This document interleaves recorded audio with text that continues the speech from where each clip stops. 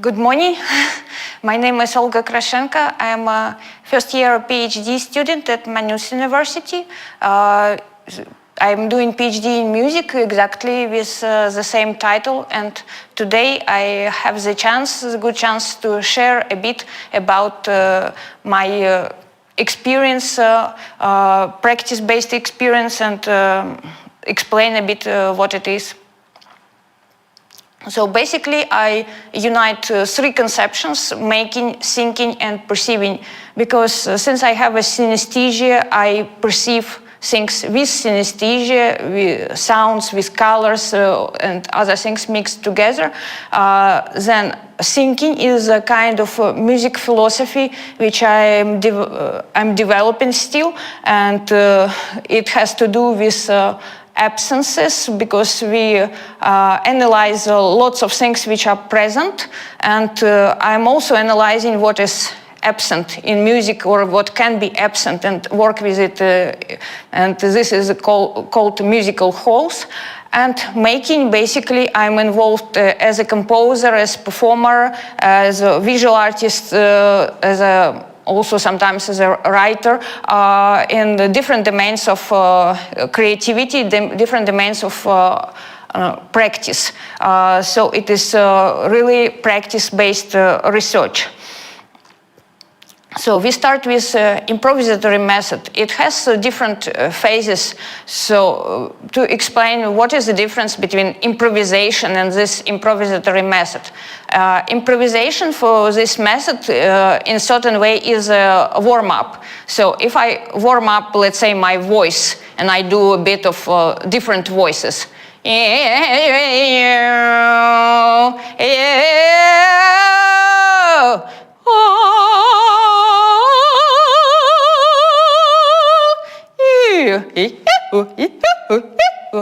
So all kinds of, so it is like I'm warming up in a certain way for then trying to find some sounds for composition. Or if I use, sometimes I combine voice with instrument. Here there is glissando flute, or I combine sometimes with different instruments. So I'm searching by improvising certain sounds. For example, the way how I can combine it.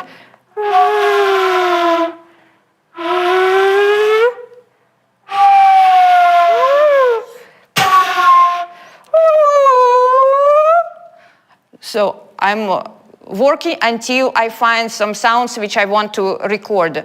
Afterwards, in music studio, I record different times the same sound, the same idea, and I choose which sound actually I feel it is the best as far as length is concerned, as far as how it is recorded, and as far as what I have produced. And then I work with the sounds in Pro Tools when I record different tracks, different instruments or voices, and then I create a composition and also transcribe it into the score. I'm doing scrolling score, or recently I started to develop a video score, which I will show a little bit later. And I prepare separate tracks for performers. What is important that since I play myself different instruments and then put it together, when performer needs to learn the score, I give also this demo version audio example. And in this case, it becomes even more clear what composer actually wants, how it should sound. Because during practically the whole 20th century and also 21st century, one of the typical questions which we address to the music is, oh, what does composer want? So in a certain way, by doing this improvisatory method, I give the answer, oh, this is what composer wants, or at least intends, you would say, considering the limitations of my abilities. So there are also some particular qualities of this improvisatory method and research going with it. It comes with natural irregularity when you compose, especially doing with this improvisatory method, and you try to go beyond fractional structures, beyond kind of structures which give illusion that the sound can be divided just with these structures.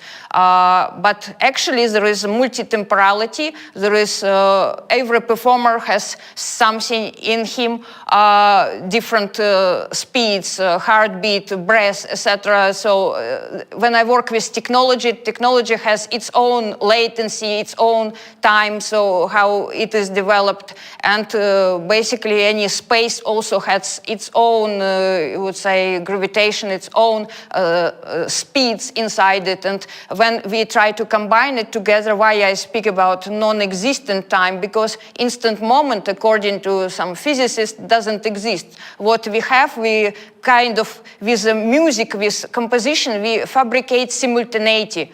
So it is like people fabricate simultaneity when they need to find at least some correspondence between time on Earth and time on the moon or on the other planet. So trying to find at least how to coordinate. So, and basically in the music we try to find between different multi-worlds of performers, of people, or different cultures. We try to find this crossfades. We try to find something which would resonate. And also sometimes what happens is what I call composed coincidences. When you put certain sounds together, or sometimes not together, all of a sudden you feel, oh, this is exactly the place, this is how it should be, even when at first you are not sure how they should be vertically. And these moments, it happens a lot to me when I find that, oh, it is exactly should sound like this. These coincidences become a part of compositional tool. It is not just that we wait that something would kind of happen instead of randomness, because basically we are placed, if we imagine on right side, there is a randomness, everything is random, anything can happen, there is contingency, and only necessity is necessary, according to Quentin Meillassoux. And on the right side, we go, or on the left side, as you want, we go to the rigidity. Let's say that we have very rigid rules, we have very already predetermined things what we can do or can't do, and we can't move more out of it. Basically, this is what can happen, whether you go towards one direction too much or another direction too much. So I find my place in a certain way in the middle with these composed coincidences. And when I speak about also what is measurable and not measurable, I call one of my definitions of the score is the attempt to measure what is immeasurable. It is basically our attempt. We try different notation styles, and over the centuries we see that there are all kinds of notation styles. We try to see what can be written, what we can measure in one way or another. And even if today there is a tendency that many things which before considered to be immeasurable become measurable, whether with AI or other technologies, I still try to kind of connect myself with the essence of music as a mystery, as something immeasurable. We don't know where music exactly starts, where the sound, we can't really place it, or where it ends, or we can't really make music into the object. So my position is that music is still immeasurable in its essence, and measurable things become only, you would say, some help for performers, for us to bring the music to life, but it is not the music itself. Music itself comes from it. So this is some of my recent compositions, and I will play for you now the fragment, maybe 3 minutes, notes and colors, and afterwards I also will show a little bit of this video score. So this is a composition.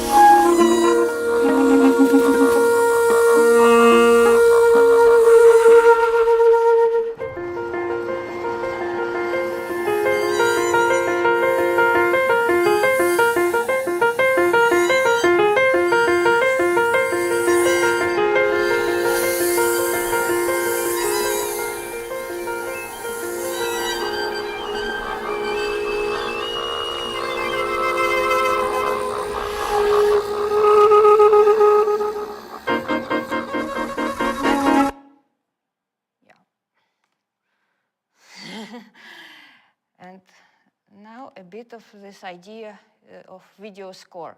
This is a very, very recent project. So you see here there are 5 instruments and the conductor. So if we go, let's say, to violin, we have the main screen for violin and a little preview, which has its own scrolling if performer wants to see in advance what is going to be.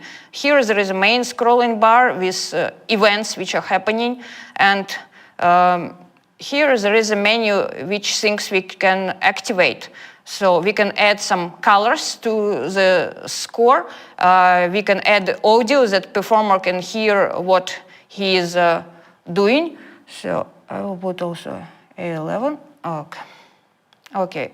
Then we have annotation. It is a possibility to write a little note. Let's say I need to be together for this sound with somebody else. I can write it, or I can draw something with different colors. So, or conductor tells me, oh, there will be some particular breath or something. I can indicate for myself what I need.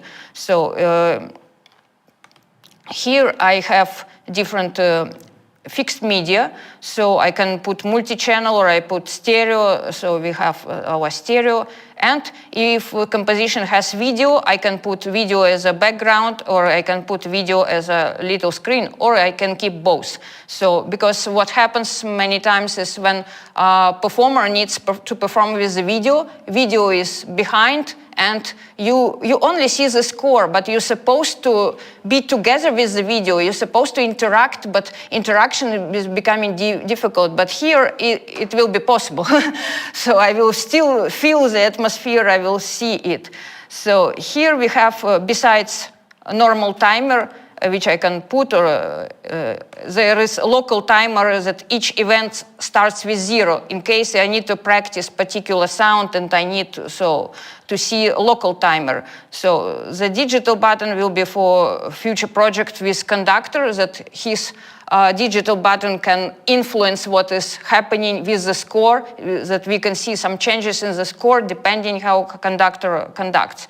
So this will be conductor camera screen. I will also show it. For the training, it is possible to activate a metronome and hear a metronome, and it is all synchronized. It is possible to practice like this. And this, for the future project, there is VR mode. That way, it is even possible to practice the score and looking at the background and the score itself as a VR mode. So if performer wants to. So there are 2 views, video score and scrolling score. So right now I will show the video score, and afterwards I show also how scrolling score looks. So let's see.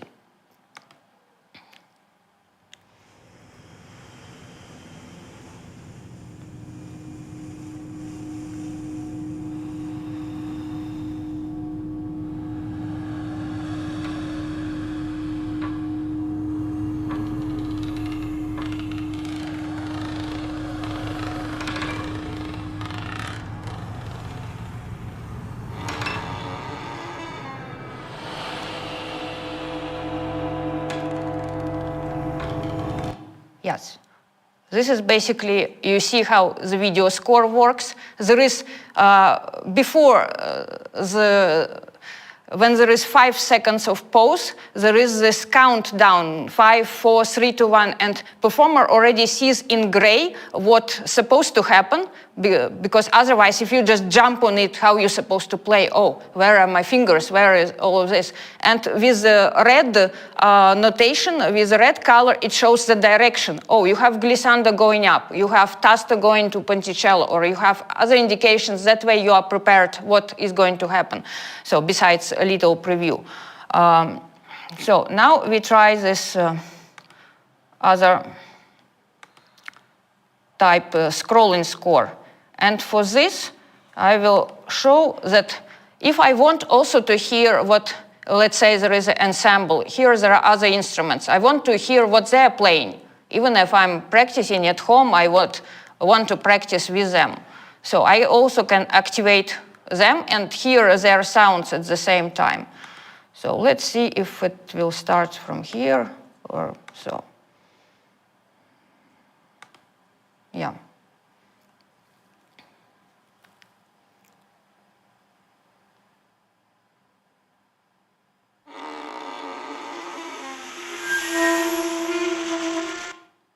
Yeah, you heard there were other sounds as well.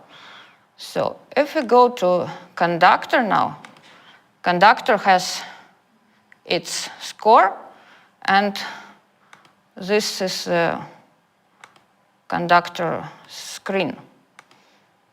So it takes directly from my laptop, or if conductor has other device, so if I start to conduct and at the same time I run the playback, so it kind of, and performer would see the same screen on his device and see the conductor, because also what happens a lot with scrolling scores, that performers are so busy reading it, so much there is attention to the device that they hardly can see conductor.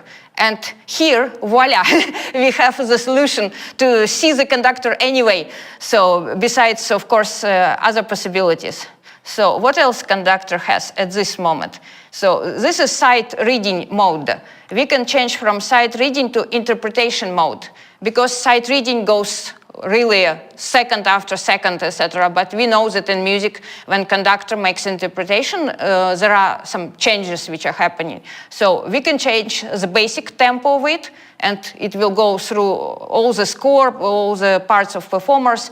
We can put some acceleration, some deceleration, ritenuto. We can add also extra breath if we want to add breath. So yes, it added here. We can stretch it here. If I click, I can put curve, because it doesn't, even if you accelerate, it doesn't mean that it is linear. It can happen so in different way. So how you structure the time. So this is a possibility to structure it. And if there is interpretation mode, then with this master synchronization, if it is activated, all performers have the same tempo changes, the same changes as a conductor. So it is really works as one organism in this case.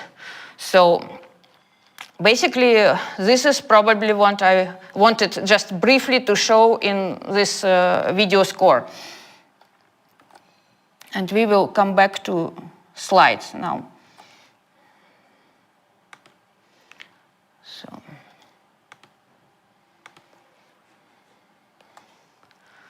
Now I will speak a little bit about synesthesia. Because what I'm doing at Maynooth University, I'm creating the artistic theory of synesthesia. Because today we have lots of research going with neuroscience about how synesthesia works and what happens with in the frame of the laboratory, how we test it, but not too much there is research actually in creative domain, even if already in 20th century synesthesia was part of creation for many composers, for many artists, writers, etc. So basically synesthesia, as you know, so when different senses intersect, when I see with sounds, colors, or smell, can be taste, everything, or shapes, this is a part of synesthesia. So the example which I show is my synesthesia. Of course, it is subjective because each synesthete has its own colors, his own, her own, and in this respect, the research is not about how we are different from each other. The research is to find basically different terminology which speaks about all synesthetes, about this experience, because we study it as a phenomena. And here I present some of my terminology. I have one recent term which I didn't include here yet. It is called color grain, because what happens is that sometimes when you should show exactly which red color you have for the G note, what happens is the synesthete can't show exactly red color, which one. Is this one red? If you imagine all kinds of nuances, so it can be a bit darker, a bit lighter, a bit so red with black, or a bit red with blue, or whatever. So then there the confusion starts. So why does it start? Because synesthete needs certain context for the color to really emerge, or sometimes the color even disappears. If you have one word and this letter is in this word, it can be that this letter becomes not too important, and maybe the first letter is more important, it colors the whole word. It is why I speak here about fusion and non-fusion, because if you have numbers like 123, the colors don't merge. It will be, for me, white, red, no, white, yellow, green, and it stays the same. It doesn't matter how long the number is.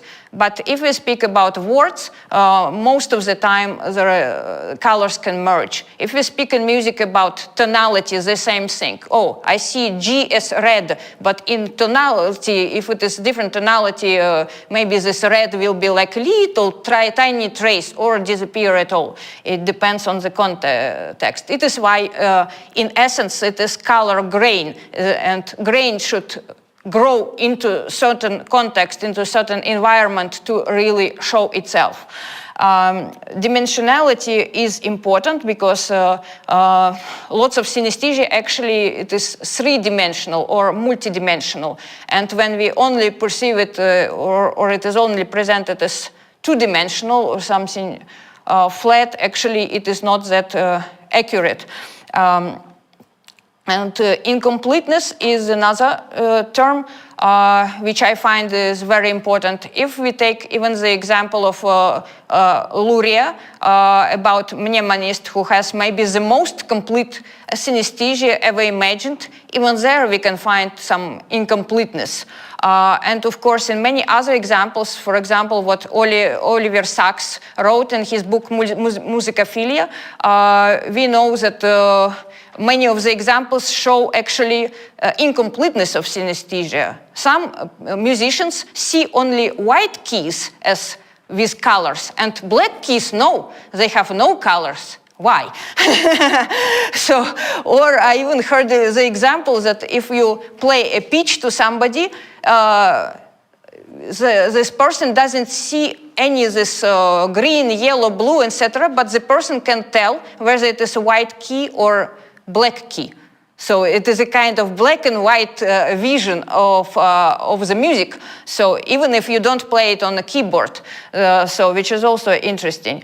And view modes is, I find this term is extremely important as well, because we kind of assume, oh, if we perceive something, there is only one view mode. It is our subjectivity, it is our perception, our senses, etc. But we don't take too much into consideration that in the way how we perceive the view mode, what we focus on and how we see, it can be very different. For example, if I hear the music and I perceive it like a score, I perceive it with notation, with dynamics, etc. I will have one type of synesthesia. But let's say I see or I hear another music, or even the same music, and let's say I'm tuned to perceive it as a energy, vibration, or it's a kind of cloud, without all this score, without all this, I perceive it just a source or something that, and I will see different synesthesia. So it is like when in computer you have, view mode, more graphical view mode, like this view mode, you can see the code, HTML or whatever. So in this case, so kind of the same thing you can see with different view modes. And it affects synesthesia, which is important to understand.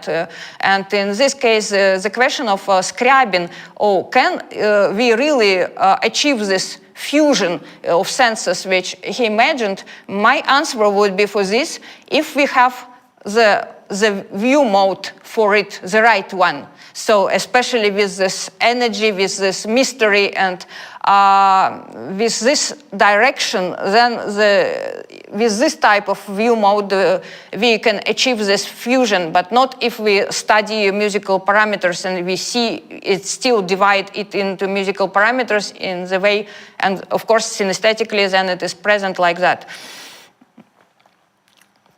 So I will try to go on a bit more quickly with this.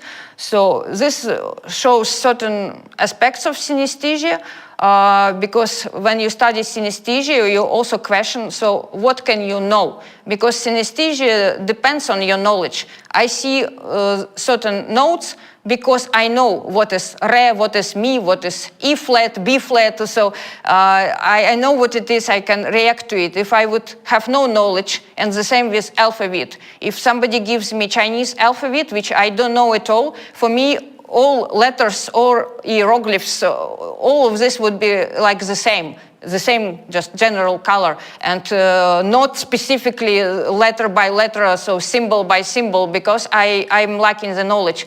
So in certain ways, the more you know, the more synesthesia you have. So don't think that, oh, synesthesia just appears and you just have it, like it is kind of, sometimes I present it as a uniqueness without an effort, but actually if you consider that you should develop your knowledge, it is this which requires an effort. So synesthesia in time speaks directly about music, how it changes over music when you listen. So it is not static. Oh, there is this composition, we have these colors, that's it, from beginning to end. So no, there are all kinds of changes which are going on. It is also like the river, like the flow. So, and synesthesia of absence is a particular point, because there it corresponds to my music philosophy of absence, and then synesthesia. When something is absent, but we still perceive it synesthetically, so we still feel it, so how? So, of course, it reflects to the memory, to psychology, so, and this is also very, very interesting to go into this direction. So now I will speak also a little bit about musical wholes, about this existing and unexisting music. So musical wholes examines contradictions and missing elements in music as a concept, locating what is normally excluded or left unexplained in conventional theory. Familiar musical notions are deconstructed and analyzed for ambiguities, discontinuities, and the role of absence. So basically, I there question everything, and I also perceive, like this philosopher Yuk Hui, that today we shouldn't in music perceive absence only as a tragic phenomena, because every time I also see in social media that somebody speaks, oh, this music is empty, oh, this composition is missing something, it means it is bad, or something so happened tragic, so we should so feel the tragedy, so, but one doesn't mean necessarily another, so absence of something actually can be a good thing. Sometimes absence of composer is a good thing. So also absence of melody doesn't mean that there is no music. There can be good music without a melody. So it doesn't mean we should play tragedy. So every time starting from Greek tragedy. So let's see about other ways how we can perceive absence, some diversity. So what can be absent? So already we start with existing music. So all of this can be absent, or some of it, so some musical components, so without musical instruments, so without performer. Actually, musical instrument can be played just with the wind, so and performer is not always necessary at all. So some other things, form, this Chinese idea of formless art, etc., or Stockhausen, or open form, and many other things can be really missing, and it can be interesting. So then other things can be missing. Absence of other life in which to listen. So, because it seems today all these artists, composers, and other creators produce so much, thinking that we are living forever, that we will have time to read, to listen it forever. So, and this is where there is some impossibility and absence of this other life, unless reincarnation will give something. So, and non-places, it is particular conception about absence of space. There is a book of Marc Auger which speaks about non-places.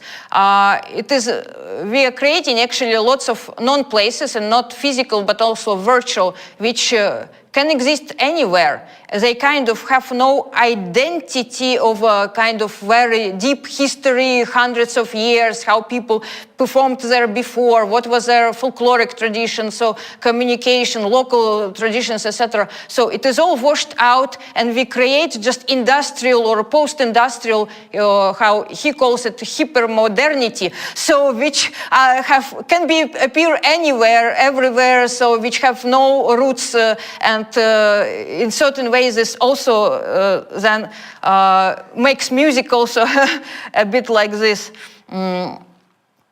So this is other examples. This is still existing music. So, so there is a lot of this.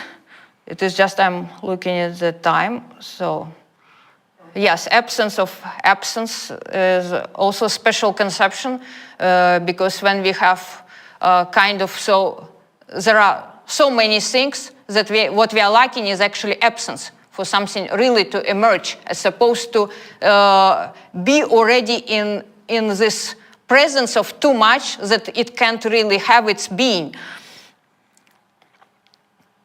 Or this recovered music. So when some composers really want to delete or destroy certain music because they don't want it to exist, but then still recovery miracle happens, and so over a sudden, oh, this composer wrote something, even if it is in the sketch, even if it is kind of still not music what composer wanted or a composer doesn't want it. So all of this becomes this problem about absence.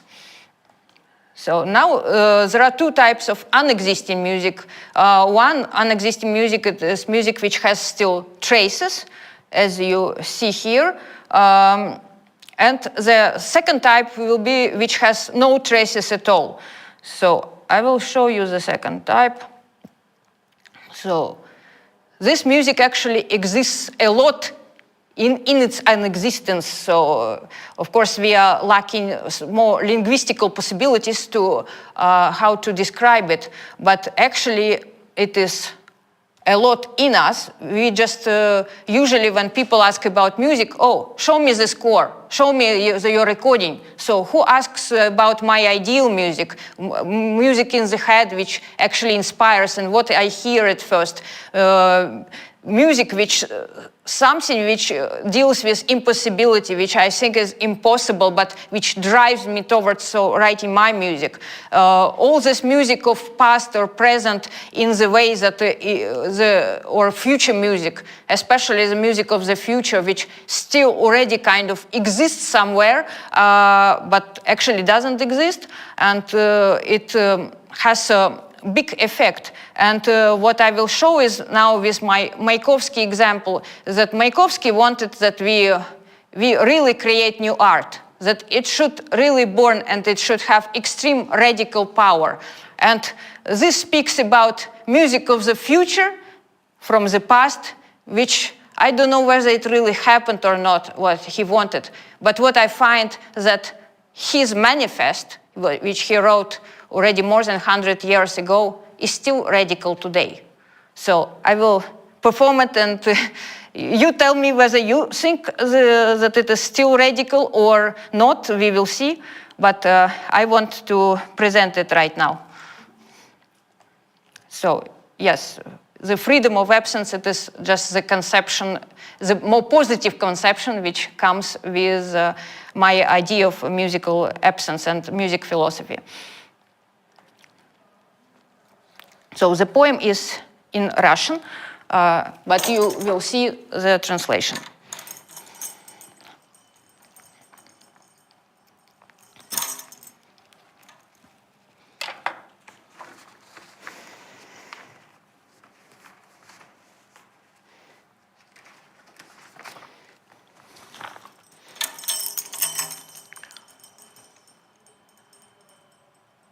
Это вам, упитанные баритоны, от Адама до наших лет,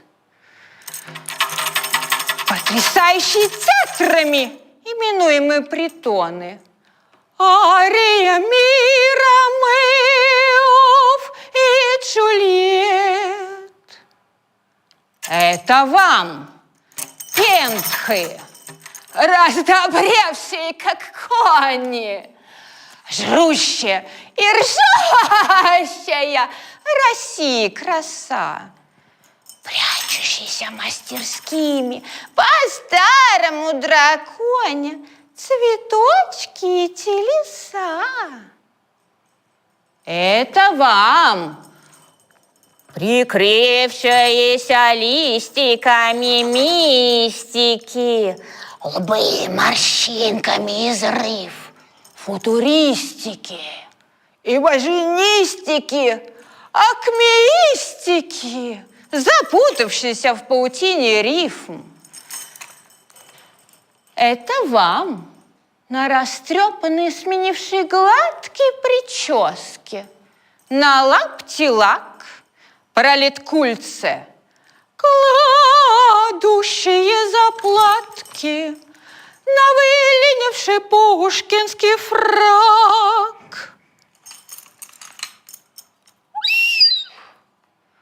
Это вам, пляшущие, думающие и открыто предающиеся, и кричащие тайком, рисующие себе грядущее огромным академическим пайком.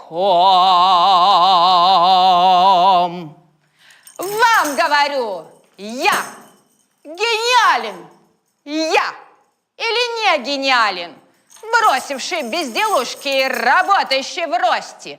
Вам говорю, пока вас прикладами не прогнали. Бросьте! Бросьте, забудьте, плюньте и на рифмы, и на арии, и на розовый куст, и на прочие мелехлюнди из арсеналов искусств. Кому это интересно? Ах, вот бедненький, как он любил, и каким он был несчастным. Мастера, а не длинноволосые проповедники, нужны сейчас нам. Слушайте, паровозы стонут, дуют в щели и в пол. Дайте уголь с дону, слесарей, механиков в депо. У каждой реки на истоке, лежа с дырой в боку, пароходы провыли доки. Дайте ночь из Баку.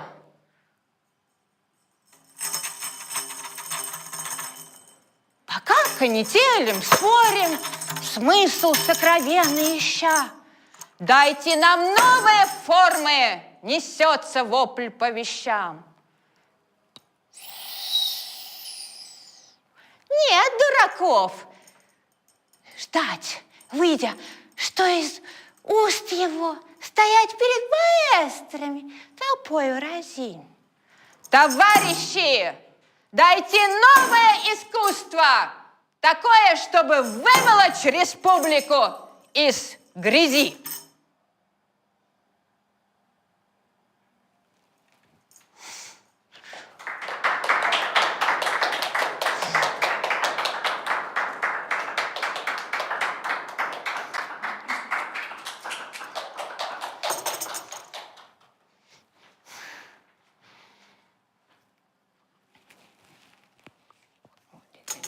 Thank you very much for your outstanding performance and lecture. We have some space for questions. I don't know. Yeah? Hi, I have many questions, so I try to make it really quick. What software did you use for notes and colors notation? Finale. Ah, okay. And how did you program the platform for the video score? It is based on Python, and together with HTML, CSS, and JavaScript, basically a web browser and as a platform. So it is based on this. Do you have the plans in the future to let other composers use the platform for their own work? Yes. Great. I forgot, so I... We have any other question? Oh, okay. Thank you very much. It was very nice. Thank you.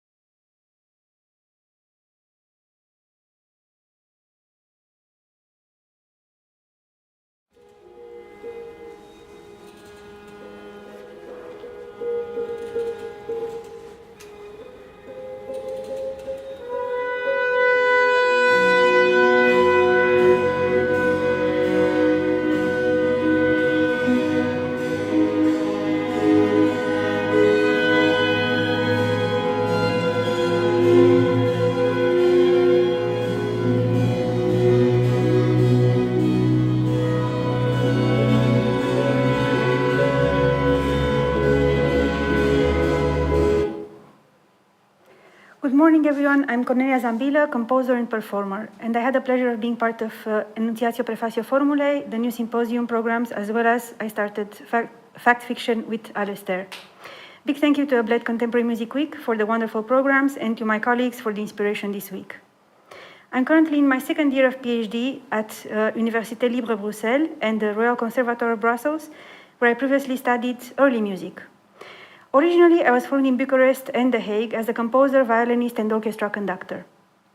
As a composer, my journey has started with the good old descriptive hypernotation of results, which for me constituted a great barrier in the work I wanted to do, reach more diverse audiences, involve also performers outside of the classical Western paradigm.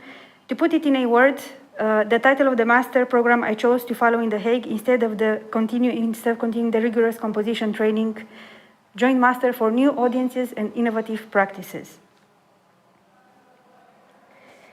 This research conceptualizes the artistic process, creative, performative, analytical, or otherwise, not as a collection of fixed objects, but as a fluid, interactive, relational space. In the case of music, if the currency, which is the score, is removed, then the boundaries between actants, composers, performers, audience, can be also dissolved. We can then inquire, where is the music? Where does music actually reside? Is it on the paper, in notation, on the fingers of the performers, in the listener's memory? We often confuse the symbol with the matter, assuming the score is the work, an object instead of an activity. The concept of musicking, coined by Christopher Small, allows us to move away from the score as object, towards the relational event. This shift in optics is the starting point of my inquiry into mapping transdisciplinary mechanisms. We will get back to defining those mechanisms a bit later. How did the term musicking come to be? I would like to read you about it as presented in its birthing stage by Christopher Small in Musicking, the Meanings of Performing and Listening, 1998. To music is to take part in any capacity in a musical performance, whether by performing, by listening, by rehearsing or practicing, by providing material for performance, which is called composing, or by dancing. Not only does this perspective suggest the involvement of other artistic mediums, but musicking as activity instead of matter already invites an expansion at a transdisciplinary level. This brings us back to the core of our research, the space in between. It is a dynamic relational field defined by two parameters, actants and relations. Within this system, notation is not anymore a top-down prescriptive command, but a site of active negotiation. Listening is an ongoing negotiation of presence and its meaning. As an artistic researcher, my focus is not on these elements in isolation, but on the potential for transferability and dynamics between them. This leads us to our research questions. They are partly the synthesis of a decade-long process for me as a music practitioner and performance artist. but also as someone who tries to bring recent works to audiences that don't always have access, desire, or possibility to come in contact with them. How can we bridge disparate practices through a common grammar or vocabulary? Can we derive transversal atomic mechanisms from diverse performance and creative practices? And how to effectively facilitate this type of knowledge transfer and interdisciplinary collaboration? These questions drive my search for a shared vocabulary, allowing diverse actants to meet in the same creative space. My purpose is to prototype a catalog or taxonomy for mechanisms that can be practical for various profiles of users in multimodal artistic processes: performers, composers, improvisers, teachers, maybe even therapists. Ultimately, the patterns that emerge from contextualizing them through network thinking can also result in fruitful research material itself. But first, I'll give you a quick review of the presentation. We'll start with my overarching doctoral research framework, and then go in detail on 2 case studies about sensory performance: Ivresse de Lune, a sensory performance, and Insomnie, the piece I composed for it by using non-visual notation; Sensory Kit, a work I developed for the Bled Contemporary Music Week Laboratory. And on the way, we'll touch upon diverse tools that I use in my research process, such as Zettelkasten archiving and network thinking, musicking, extended historically informed performance practice, sensory modification practices and sensory poetics, music catalogs, game pieces, and procedural composition. I hope that sharing them will inspire others as well. Exploring these research questions requires a systematic, iterative methodology of collecting mechanisms, prototyping them and their connections, testing and readapting. So finally, what are mechanisms? They can be defined as protocols or tools for notation system ideas, collaboration exercises, games and game pieces, rehearsal strategies, sensory protocols, improvisation structures, dramaturgical tools, and procedures. All in all, the mechanisms can be tools used for interdisciplinary creation, as well as discipline-specific targeted strategies for practice, analysis, group work, art therapy, improvisation, and other uses. This is why I have structured my doctoral inquiry around an action research spiral of yearly but overlapping experimental laboratories. Each of these cycles approaches the space in between from a different angle. Number 1, historically informed performance practice as postmodern perspective on the relationship between creator and interpreter and on notation. The methodology of HIPP can be extended to repertoires beyond early music and into creative experiments which are hermeneutically aware. This is the cultural angle. Number 2, sensory non-visual scores. From a cognitive and embodiment angle, researching non-visual scoring in a context of sensory modification performance can bypass the comfort of established habits and open new doors towards comprehending the relationships between materials and actants. Number 3, notational angle, which is upcoming, a technical exploration of rule-based procedural composition like game pieces to analyze how different profiles of performers respond to different scoring inputs. These labs function as testing and prototyping ground for a taxonomic catalog of interdisciplinary mechanisms. For each cycle, we test mechanisms through creative and performance processes, extract and harvest new emerging mechanisms and tools to feed back into the catalog, and develop and analyze network connections and patterns between the catalog entries. So how exactly? To organize, connect, and navigate this nonlinear web of ideas, I adopted the so-called Zettelkasten method to transform theoretical models into tangible procedural mechanisms. This knowledge management methodology is inspired by Niklas Luhmann's notes-taking methodology, which mirrors the principles of his systems theory. Musicking can be framed as a self-organizing network. Using Luhmann's system theory, the creation act can be treated as an auto-poetic system that continuously reconfigures and recreates itself through internal stimuli. What is a Zettelkasten catalog? It's a collection of single-idea atomic notes connected by unique identification numbers and tags instead of folders, allowing to follow a trail of thought like Wikipedia and at the same time to jump through tagged connections. As we said, Niklas Luhmann's notes-taking methodology mirrors his systems theory perfectly. It permits both genealogical, branching taxonomy to trace the evolution of an idea, as well as associative tagging for cross-disciplinary threads. This transforms the Zettelkasten catalog in a conversation partner for the creative or artistic practitioner, simulating serendipity through recombination. For the moment, I am prototyping the catalog using the Obsidian software. The catalog atomizes artistic procedures into modular recombinatorial material. An entry is cross-linked through multiple parameters into pedagogical, improvisation, composition, or analysis methods. This creates both a searchable brain for collective processes and a sort of rabbit hole to explore and get new ideas. So the graph view can send us to the different items, and we can click endlessly according to different criteria. These are the items that are tagged as connecting, that could lead into this exercise or could be followed by this exercise.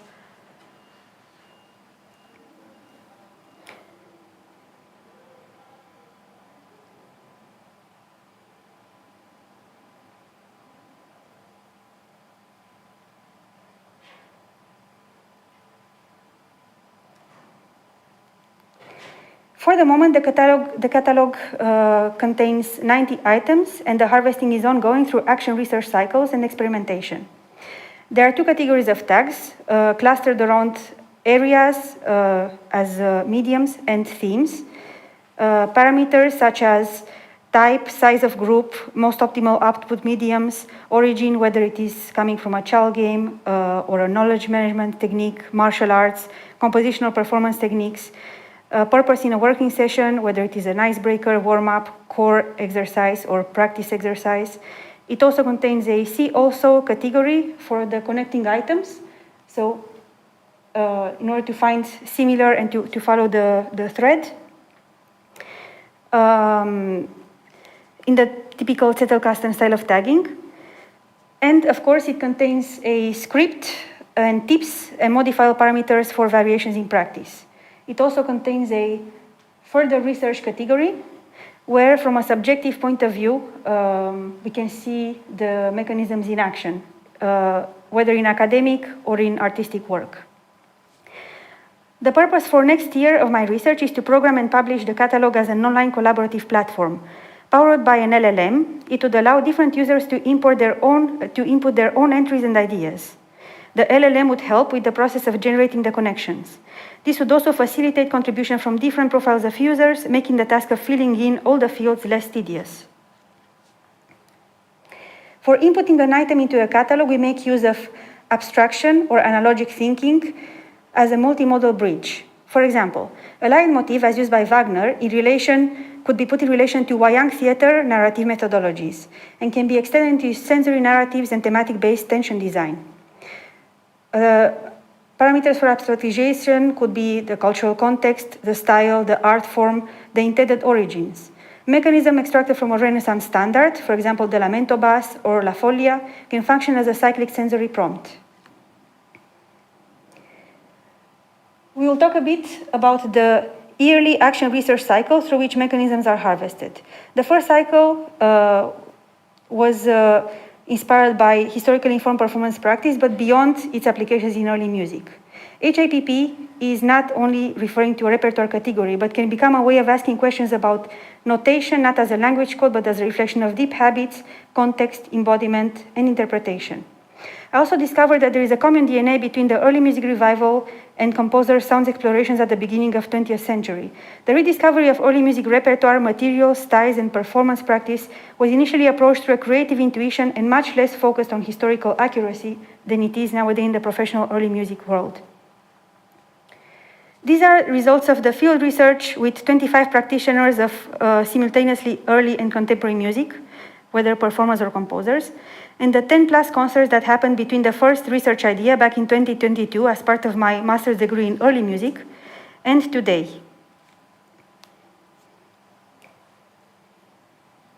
This is the first piece I composed using a selection from an initial catalog of 30 mechanisms extracted from the literature and field studies on extended early music.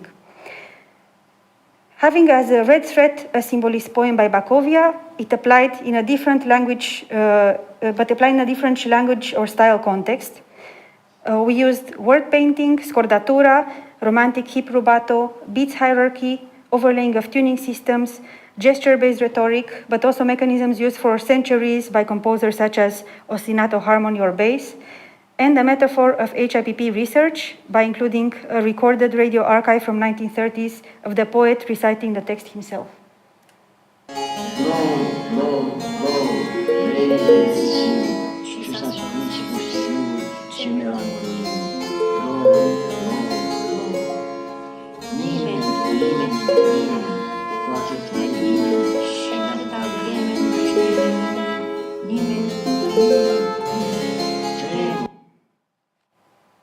These mechanisms can migrate beyond their historical confines. They can become a bridge towards new music, interdisciplinary work, sensory performance, and inclusive creation, which leads us to the second cycle, sensory and non-visual performance. This was my focus for this year, so we will go deeper into this topic through 2 case studies. Moving away from the archive to the laboratory, we experimented by inquiring how these atomic units can function when the visualist paradigm is removed or weakened. The catalog mechanisms can become operational tools in both the workshops and preparation phase, as in the individual and collective creative process, but in the performance itself as well, and interaction with the audience. In the absence of a visual stage, sound triggers the world building and invites the body memory of the audience members to co-create the narrative and emotional arc. We manage the rate of sensory proximity and interaction through the different senses, relying on dynamic parameters of the stimuli: density, frequency, distance, familiarity with the stimulus, suggestion or evocative potential, awareness of our or each other's presence. Though we chose materials intuitively, they organize themselves naturally into thematic and textural clusters.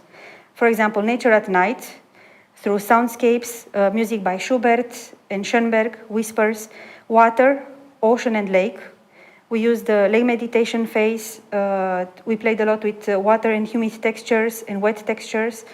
Storm, tactile resonance, low frequency vibration, ventilators, or themes like childhood, through toys, running around, and playfulness. These are a few photos from the end of the 5th performance. As you can see, there was a wide range of audience types from, in this case, 13 to 82 of age, and also materials.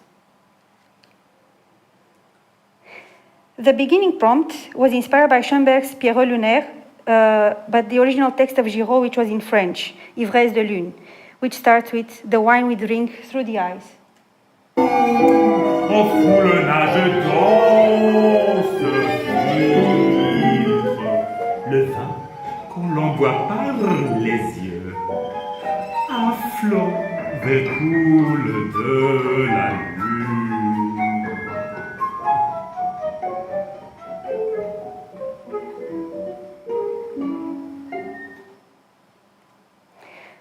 This is a photo of the end installation. Audience is invited to stand in front of the panel and take off the blindfolds in order to see their own shadow projections.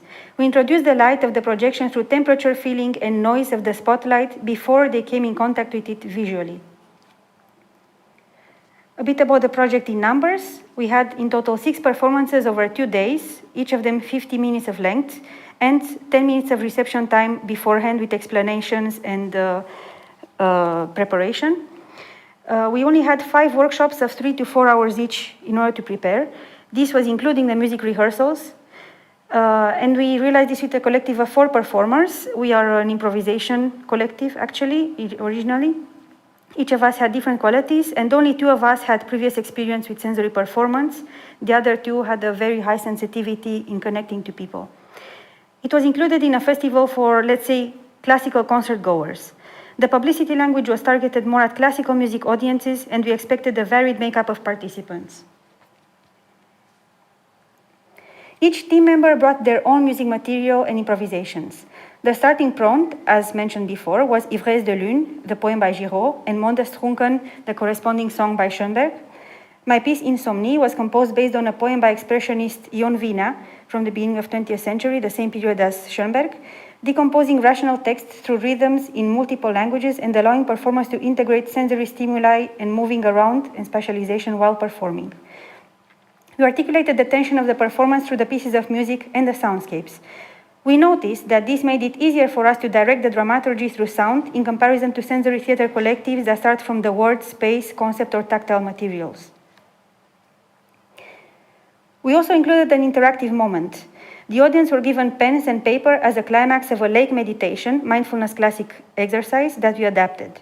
We constructed this moment by a series of transformations. From the end of Mondestrunken, a poem recitation transformed into a prescriptive mindfulness meditation. During this time, the audience was using papers. We transitioned into, during this time, the audience was using papers to write down, blindfolded, and we transitioned into a low-frequency tactile vibration-based set of the performance using ventilators and the instruments touching the backs of the audience members.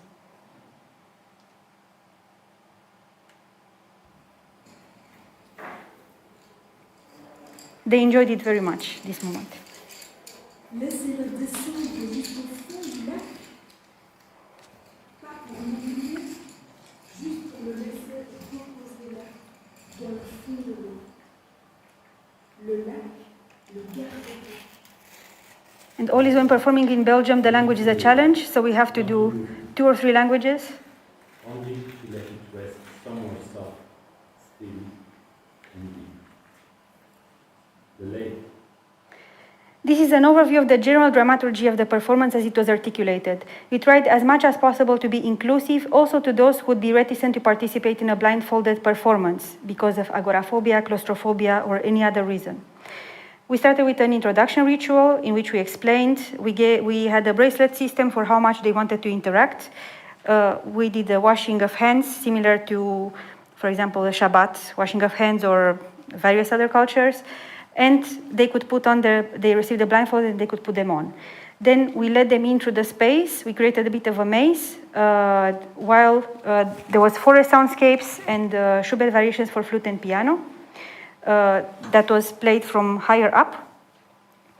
When the piano joined the Schubert variations, we had the official beginning of the show, and we transitioned into tactile contact with the audience through little textures. Then my piece Insomnie was the first time when they heard voices circulating around them. We had afterwards a tactile set with toys and improvisation solos of music. Then the set of Pierrot Lunaire lake poem, Lake Meditation, and humid textures. The interaction with papers and pencils. The piece Darkroom for solo double bass, where you could feel like everything trembling. And when we started the ventilators. Then the episode of the Storm, where we integrated sounds of children and we tried to behave like children and run around them and create the dynamic climax of the show. The piece Albedo was a calming down moment by our pianist, who is a composer but also free jazz improviser, and it was based on Messiaen modes, together with the sounds of ventilators. And for the end, we had the warmth of the spotlights, and people were led to face the screen.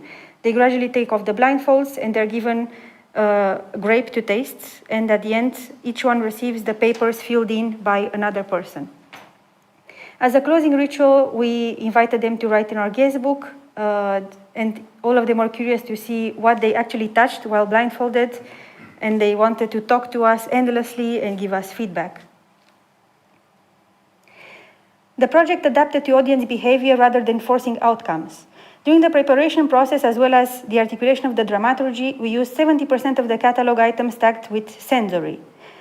This experiment successfully generated collaborative creation, sensory coherence, inclusive interaction, dramaturgical continuity, audience engagement, and the project validated transferability, flexible operationality, and collective adaptability. The audience response was very varied. We had from stillness to movement, dancing on the chair, very emotional reactions, sometimes people crying, very enthusiastic post-performance dialogue, but a lot of curiosity towards the materials that were used as well. For example, we had two pianos, and we switched from one to the other. One was prepared, the other was unprepared, and they couldn't understand how the piano moved from one place to the other. So we played a lot with their confusion about the space, because they had never seen the space before. So we had to basically kick the audience out before preparing for the next performance, because we only had 20 minutes to reset everything, or before the venue was closing down. And one of the audience members suggested a survey, so we did it. We had a 25% response rate. We also had immediate feedback through the guest book and post-performance talks. Between 5 and 20 minutes after the blindfolds came off, they could give their immediate impressions. But also 2 months after, I sent a questionnaire with analyzing 22 structural parameters. Quantitative on a scale from 0 to 10, but also qualitative through open-ended thematic reflection prompts. The sample was a 14 out of 56 respondents, so 25%. The makeup of the respondents was very, very varied, from classical concert goers who are used to go and sit on a chair and wouldn't have expected to be interacted with, to performance art seekers, musicians, non-music students who were just in the festival. And the age range was from 13 to 82, but the respondents were mostly between 35 and 50. 65.5% of the audience were attending a blindfolded performance for the first time in their lives. And I especially requested and targeted what I would expect to be critical voices, so we can improve our performance. The feedback was anonymized through Google Forms. A few reflections from the open-ended questions. The absence of sight shaped the experience through the blindfold effect, administered sharpening of the senses, sensitive in tactile and interoception parameters, for example, the moving air currents, temperature shifts, and physical textures. Spatial sound mapping, the audience was tracking the speed, direction, distance of the performance in movement. Somatic resonance, there was a question about where did you feel the sound resonate in your body? And most answers were focused on the core of the body and the head, for example, the diaphragm or the jaw. Questions about the narrative, several respondents reported that they felt they were in a safe cocoon in some words or others, and that the world building they imagined was nature-related, lakeside, forest, jungle, which is exactly what we intended, so we were pleasantly surprised by this. Quantitative metrics. Here it was just a rating from 0 to 10. So I have to say, we did have mostly positive answers, and one person who, out of everybody that I knew, had a negative experience, and this lowered all the scores. So novelty factor, 8.79. So our artistic quest was validated from this point of view. It was a positive surprise for 8.14% of the audience, so it was a highly engaging experience. It had an emotional impact evaluated at 7.93, so it was a moving journey. The structure and flow were evaluated at 7.5, so mostly it was perceived as a one event composed of interwoven episodes and transitions. In terms of psychological safety, positive vulnerability or surrender was evaluated at 6.7%. Anxiety and distress, only 2.57%, but the score was severely lowered by the one person who had a bad experience, and we wish in the future that this doesn't happen, and we can anticipate that. And when asked about whether or not they would attend such a performance in the future, the response was 85.7%. Conclusions of the performance evaluation and next steps for us. The performance successfully created a safe and inclusive environment, but we are aiming at a 90% or higher success rate. Not even one person would feel excluded. It was perceived as highly innovative and an impactful performance. Boundaries could be pushed more while keeping a safe space for the future for us, I think. The highlights were the tactile interventions and the specialization. Some design gaps were identified because of the situation of the concert venue and the unpredictability of what we would find there.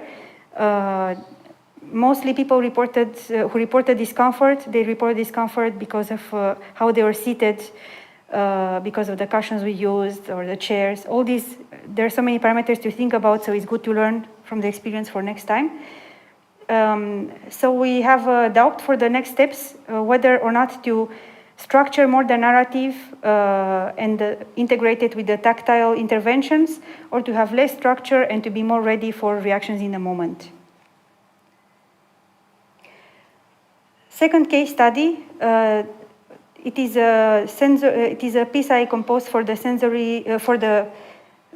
Bled Ensemble Laboratory, which is called Sensory Kit. And after the workshop of yesterday with Ed, I'm thinking of calling it Innerlijk, which means interior in Dutch. So it is a sensory album of imaginary prompts, maybe a new catalog, but artistic instead of mechanical. The first version, which we tried right now, was elaborated together with Anna Godzina, my partner in crime for sensory workshops. She's a visual and sound artist who likes to work a lot with the non-visual. And there are in total 8 prompts exploring proprioception, taste, memory, smell, touch, hearing, sight, and interoception each. It is designed as an imagination or recalling collection of prompts in order to access raw body memory. But multisensory outputs are possible in each of the composer's own version. So anyone can be a composer for themselves, or they can try out multiple outputs through different mediums. It is as much as possible inclusive for any user that is language abled.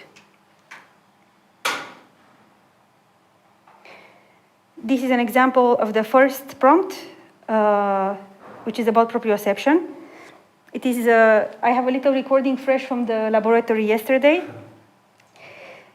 I'll read a bit, and then I'll put a bit of the recording. Remember a moment when something ordinary became unforgettable. A curtain moving inward with the wind. A plastic bag lifted by the wind. A coincidental moment. Stuck in a fence, a branch, or something invisible. Suspended between forces. She moves with intention as if following a choreography. She does not question. The perfect link between the object, the air, the synchronization, and my presence in this alignment. Remove any of these elements and everything would fall apart. A plastic bag lifted in a passive moment of grace. Imagine you are the bag.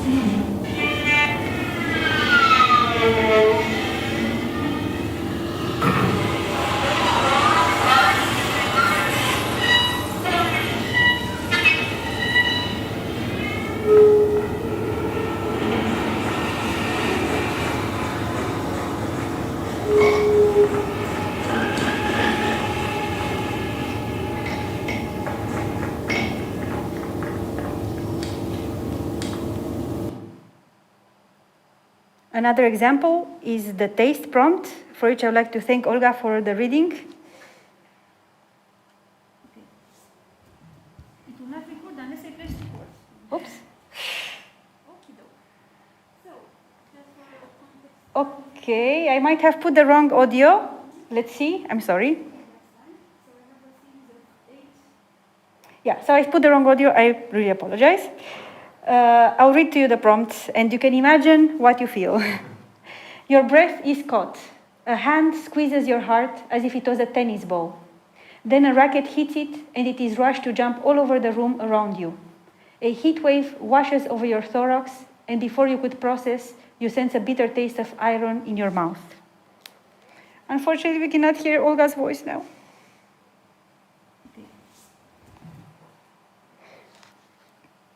So the long-awaiting conclusions. Rather than treating musical practices as isolated disciplines, this research explores how artistic mechanisms can circulate, transform, and generate new perspectives of collaborative experience in the fluid space between notation, embodiment, and interaction.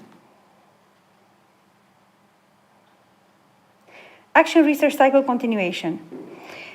By integrating and processing audience feedback into our next performances, we hope to create inclusive co-creation labs with heterogeneous groups that are already programmed to be in collaboration with visually impaired and autistic adults, and with the core group, our sensory collective, in Antwerp and in Brussels, which are like two different countries for Belgium. And the outlook, the future outlook for the catalog is to develop the publishing and the LLM connection, and future development of a whole Pierrot Lunaire that is an immersive, hopefully non-traumatizing performance. I will briefly mention the third action research cycle that is upcoming as well. The third phase, procedural composition and game pieces. It is about adaptable, rule-based and multimodal compositions. And it is a comparative study on performers groups of the same idea elaborated in different notations. The focus is more on the how, the process, over the what, the result. We use game piece logic to generate final forms from bottom-up rules of play. We would make experiments with the same materials in multiple notations, varying degrees of performer freedom, high context notation, procedural composition, and game structures. Future outlook for the catalog.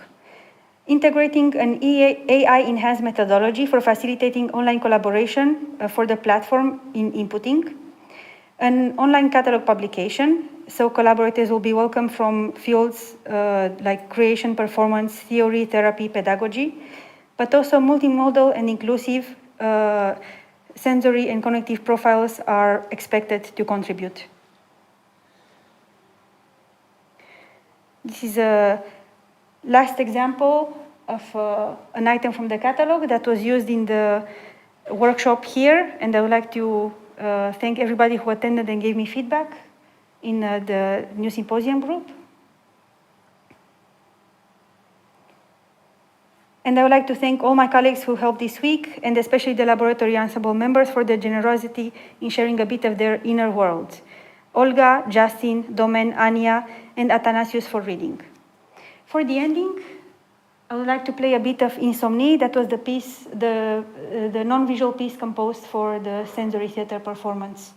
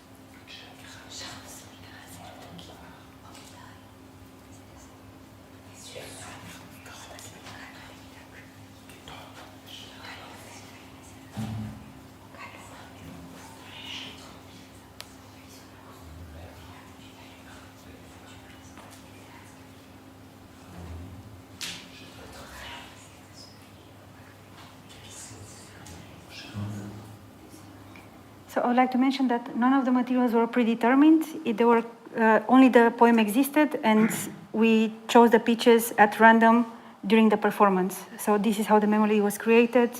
That was my, let's say, my quest with this piece, that there is no predetermined material, just rules of how to elaborate and work on it. And the red thread was the poem in 4 different languages, so Romanian, Hebrew, Japanese, and French.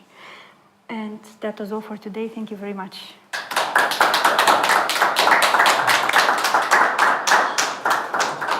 Thank you very much, Cornelia. It was such an outstanding presentation. Do we have any questions in the public? Yes. Yes, thank you very much for your presentation. Lots of information, lots of really very, very specific details. What I wonder, maybe what comes just to my mind first, so when you do your documentation, do you consider sometimes, whether you do only audio recording or video recording, whether, so how many microphones, one for everybody, or since people are moving, that microphones can move with them, or this or that? How you consider your technical setup, so for each project? You have the microphone. Wow, amazing. Oh, sorry. I'm so sorry. Okay. Yeah, I wish I was at the level of choosing from these multiple configurations, but unfortunately, I'm usually in the situation of organizing, leading the workshops, performing and composing. So we have a Zoom that we always place, and at one of the 6 performances, I asked my husband to come and do with the when the audience agreed to do some close-ups, and we try to listen back to it. And in the case of a blindfolded performances, it is always a sensitive subject for documenting video, of course, because people are entering a safe space and nobody wants to be seen blindfolded without, I mean, it is, with blindfolded recordings, it is kind of a paradox, right, that we need video documentation. So, yes, in the future, it would be great to have a microphone for every situation, and I'm working on it, but at the moment, I'm doing too much to be able to do it properly. So. Cornelia, congratulations on your presentation. It's really lovely to hear these kinds of processes described through an artistic research in music framework, because many of these processes have close relationships to ways in which these frameworks are understood in visual art or in contemporary art. And even though there are many different models, if I could quickly summarize where I think there's a relationship, many of them describe there being a necessary but insufficient relationship between there being at least one but hypothetically infinite material elements and at least 2 semiotic systems, so a relationship between concept and material, and that a process of transmission has to occur somehow through a vehicle, through that relational space from the artist or performer and audience or audiences, and that they variously describe the elastic way in which these things can be configured, but that they, I think there are many comparisons between the way those models are understood and what you're showing us today. Yes, so this is a story of my life that I like to open many doors, or to leave many tabs open, and I never close them. Yeah. So I'm still searching for those concentration paths, those focus paths that I can find. But I think they'll naturally emerge through practical, to what can actually happen in the projects and people I have access to for working together. But right now, I know it is still very open, everything, and very random. It is very elastic, but I think somewhere there is something that is pushing me in one direction or the other. That's a quality that's important to it, isn't it? Not according to some musicologists. I don't know. Oh. So I do hope in the future I will find I feel that there is something directing, unconsciously there is some kind of direction, but we like that open-endedness. Yeah, I cannot really describe it, but there is a direction that connects why I started to study early music, and it is very autobiographical, but I think it is not so personal because many people go through the same process when they are composer-performers, and many of them reject the same kind of problems. So I hope my path can help others as well. Apart from the artistic output, that is my main focus. Yeah. Great. Well, thank you. Any last question? No? Thank you so much, Cornelia. Thank you very much. And also, thank you very much to all the EPF researchers in the group. It was a pleasure to share ideas.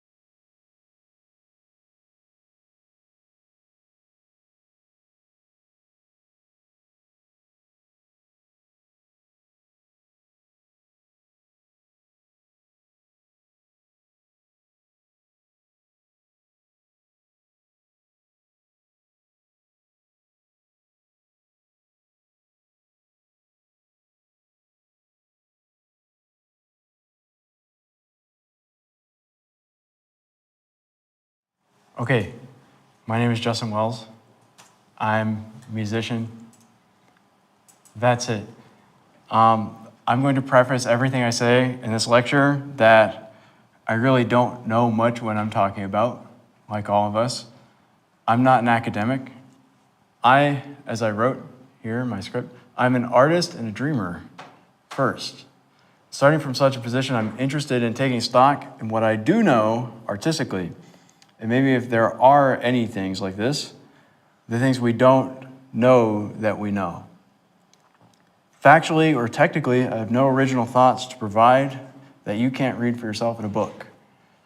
So you should do that. I encourage you to read books. The only thing I personally can teach you, the only information I can give that's singularly mine, is a full accounting of my subjective irrationality. So what I'm going to discuss in my own kaleidoscopic, frankly kind of stupid way, is music and dance.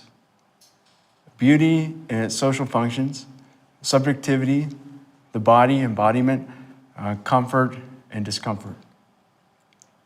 So the title of my lecture that you will find in the program is Drink Coffee and Swear. Where I derive this is the coach of the Florida Panthers hockey team that just won the Stanley Cup 2 years in a row. I'm not going to play the video. We can just talk. And if there's any questions, can we just shout them out throughout the lecture? Is that possible? Yes, sure. Yeah, that's much easier. It'll be more fun than you. There's only 4 people in the room. Okay? All right. So yes, Drink Coffee and Swear is a quote by Paul Maurice, coach of the Florida Panthers hockey team. As his team was winning in the playoffs, the players shake hands after the game, the sign of sportsmanship. And Paul Maurice says, I don't believe the coach should shake hands with the players because that's a special moment for them. All the coach does is drink coffee and swear. Now, I think there's a way of interpreting this as a composer to mean something to the effect of, like, composers not worth shit, you know, it's all about the performers. I don't fully buy that's what he's trying to say.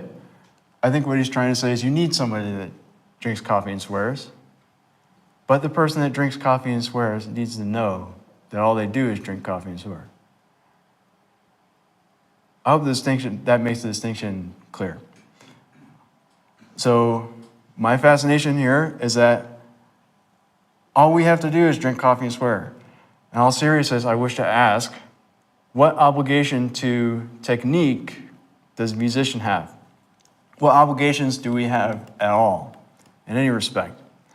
A coordinated question is, how does one learn to compose? And how would one teach composing? Consider that composition itself is a pedagogical practice.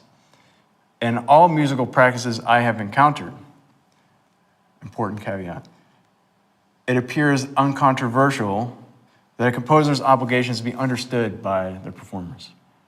The performers can understand their task perfectly and still fail at executing said task. Otherwise, the composer can present a piece which doesn't give the performer enough.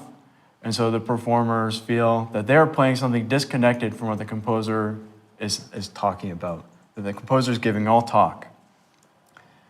And so we play something that sounds well to us, and then we attach some composer's name for it, and they take credit for us. Is that really composing? But also, isn't that all composing is? A worthwhile criteria I've held for new pieces that I see is this. Does the piece sound worse with worse performers? And does it sound better with better performers? In this vein, another general sentiment that I hold towards evaluating compositions, I call for myself the Anna Karenina principle, which is this. all great pieces are alike, and all terrible pieces are unique in their terribleness. So, to digress, one of many digressions I will have, my father was a professional chef, so I'm very interested in culinary metaphors to the arts when they arise. Typically, composing is compared to combining ingredients in some kind of proportion. I need to have this much garlic and this much onions, yada, yada, yada. It's more like baking. Another option of how to compare composing to cooking is this. Composing is like cooking because it takes a long time. You have to constantly check yourself and adjust things just so that you don't fuck up what you're trying to make. Let alone making something good, which is an entirely separate task. It oftentimes feels impossible until you realize most people are content just to have something which is warm, which fills their bellies. We don't have the culinary arts because we're hungry. Of course, in the brigade system, you have line cooks and an executive chef. They have different jobs. Oftentimes, the chef is expected to cook on the line during a busy dinner service. But for the most part, all the chef does is drink coffee and swear. And the line cooks are supposed to execute.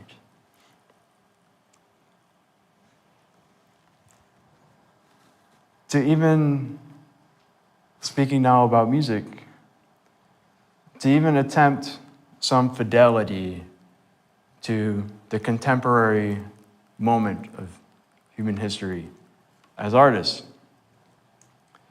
our work must have some awareness of the social character and the logic of industrial production that permeates every facet of our culture. Further, to the extent the purpose of music is communication and connection between human beings, we as composers should recognize our inferiority to the cynical, mass-produced popular music, which at present is what communicates with the most people. Indeed, these pop songs are full of the most beautiful, concise, and what I would say elegantly unnoticeable solutions to compositional problems. That stems from the machine-like rigor that goes into producing these things. As composers, we'd be fools not to take our cues from these genres of mass market music, which take as their central compositional question: how does one write as much music as possible, which is enjoyable to everyone, with a minimum of intellectual investment? And this particular endeavor, the modernist project, as currently situated, has failed. The prevailing attitude of the modernist institutions, such as this Music Week, is a kind of a coping and a veiled, subdued sense of panic. As funding, public recognition of high art continues to wane around the world, we seem to all recognize we're at the end of some kind of cycle or era. We spent the last 100 years merely in a manneristic period of high romanticism's idea of the artist as a lonely innovator, the wanderer in a sea of fog, if you will. Yet our actions, and my own actions as a musician and composer, show we're very much still under this spell of lonely artistic innovation. Yet, isn't that the only way out of our current predicament? I'd like to expand now on something that was central to the paragraph I just read. The purpose of music is not just surface level communication, but it's collecting data about something we really can't collect data about, which is our subjectivity. Further, and I'm not going to pose much of an argument for this, I believe the purpose of music, ultimately, if you trace it back far enough, the purpose of music is to prevent genocide.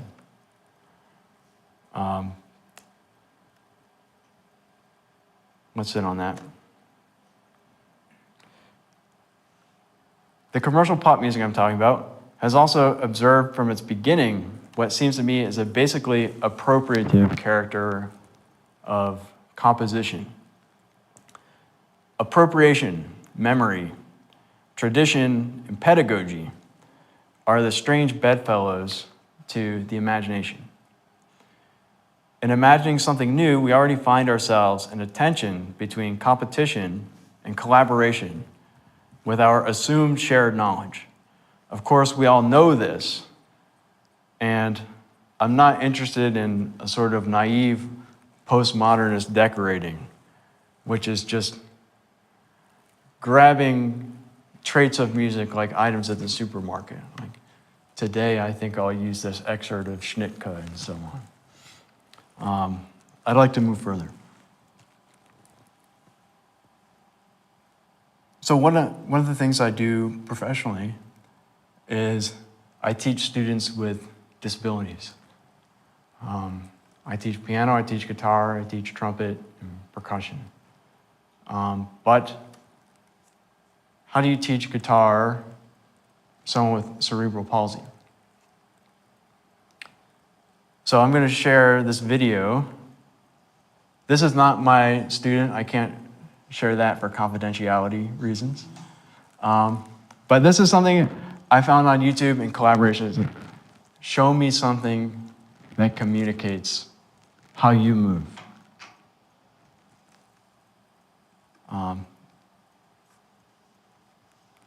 Let's see it.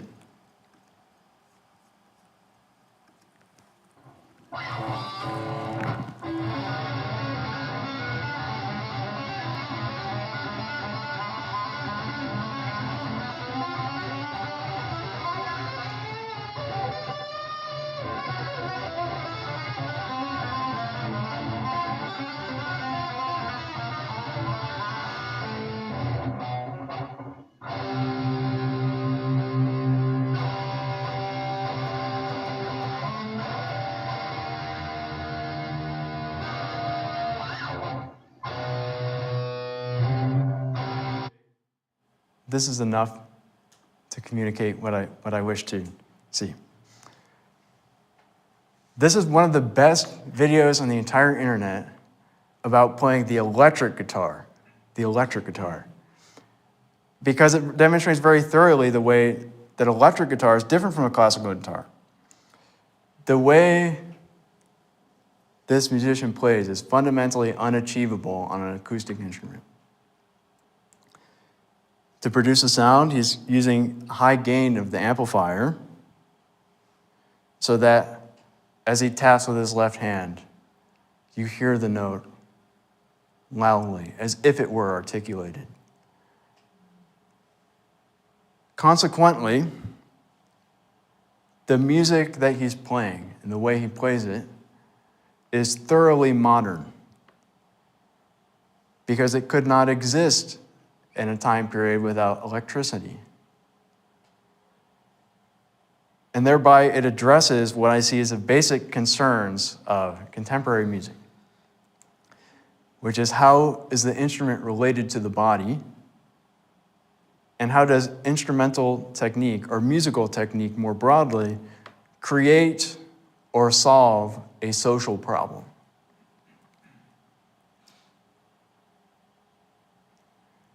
So, social problems. My musical foundation is in Boulez's identification of music alongside Anthony Artaud as the collective spells and hysteria of a culture.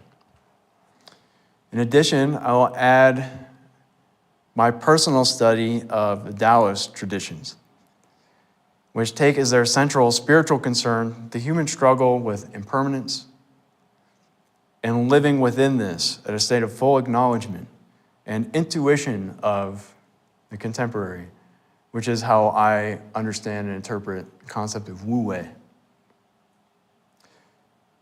to be unresistant to the spells and hysteria of culture, but also uncompelled by them.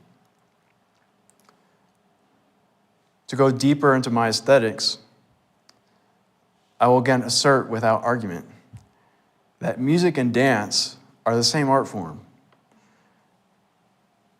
Perhaps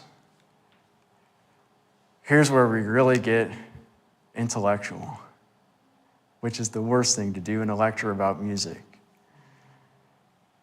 Perhaps music and dance are joined in the organ of the ear, as Hegel joins in the organ of the phallus, the lowest function, urination, with the highest function of insemination. This is the sense of hearing combined with the sense of balance and proprioception in the cochlea. Listening asks the world, what is that? And where is that? That is the evolutionary function of hearing, to identify things at a distance. When you move, when you dance, you must ask yourself, where am I?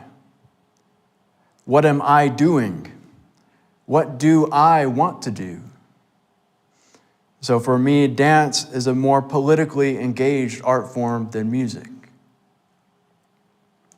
Just listening to music, following Hegel, just listening is like pissing. You're filling an empty receptacle with culture. So it's necessary work, but we need to recognize it's dirty work to be a musician. And that's why I'm a musician. Now, following Camus, the only philosophical question is suicide. The only other one would be dancing. In the present world, I spend so much of my time sitting inside, listening, talking about bullshit, talking about how I feel, that of course the only things I would want to think about anymore are either dancing or suicide.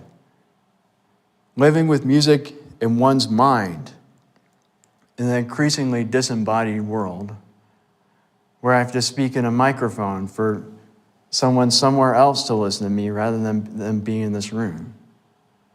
There are no bodies here. One longs for nothing but to escape outside into the Julian Alps, to pick a direction and walk that way. This is how I feel.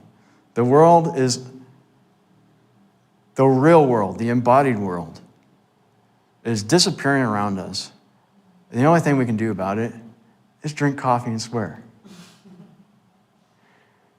So I feel as if I'm living the right way, then to look into my eyes is to look into the eyes of a horse, an animal that must be broken to become a beast of burden or to run. Okay, well, now I'm just going to share scores. And I'm not going to play any music because you should be able to look at it and hear it.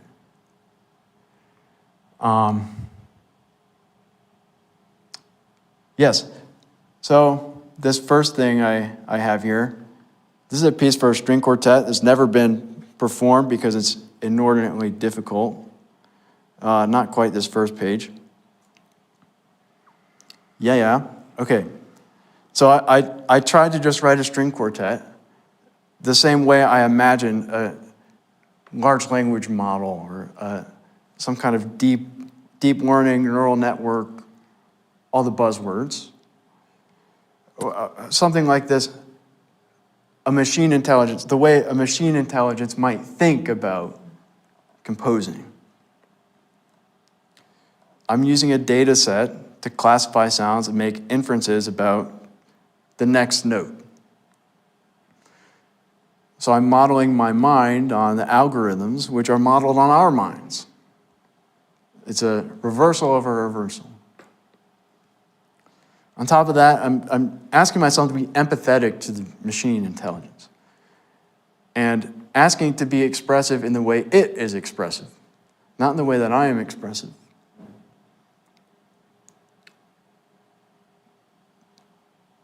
This piece is a dead end.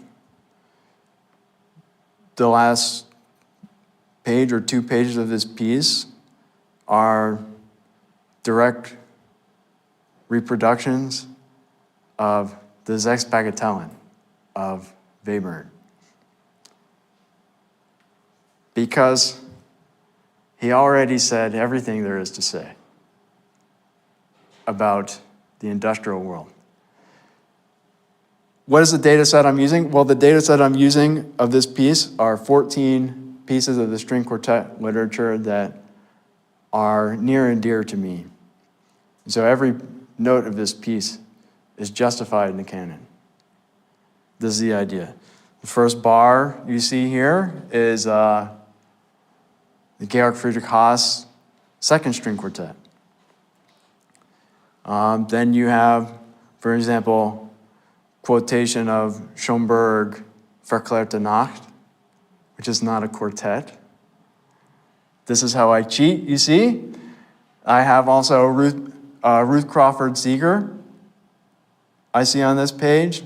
Who else do I see? I see Ravel. I see Elliott Carter. What is this? The fourth one? So every note. But you won't recognize any of them. This is my idea. I also have an in-progress piece that I can't show the score for because I'm unprepared, which is not a transcription of a hockey game, but follows the sound world of a hockey game and follows the idea that there are rules and logic and structure to the game. And that this physical scenario creates offense and defense, push and pull. So I'm thinking about the motion of the stick, the sound of the players hit the wall, and so on. This strategic context of offense and defense results in kind of a canon of players, especially in teams that play a strict man-on-man defensive system.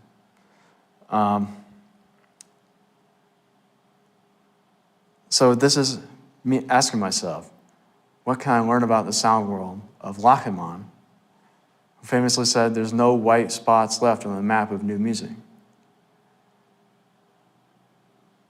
By applying this physicality in a step that he would never take. I want to add a note on a electronic piece I premiered recently, but I wouldn't wish to talk about it for too long. The piece is called The Cave and 10,000 Things. The allegory of the cave, the 10,000 things of Chinese philosophy.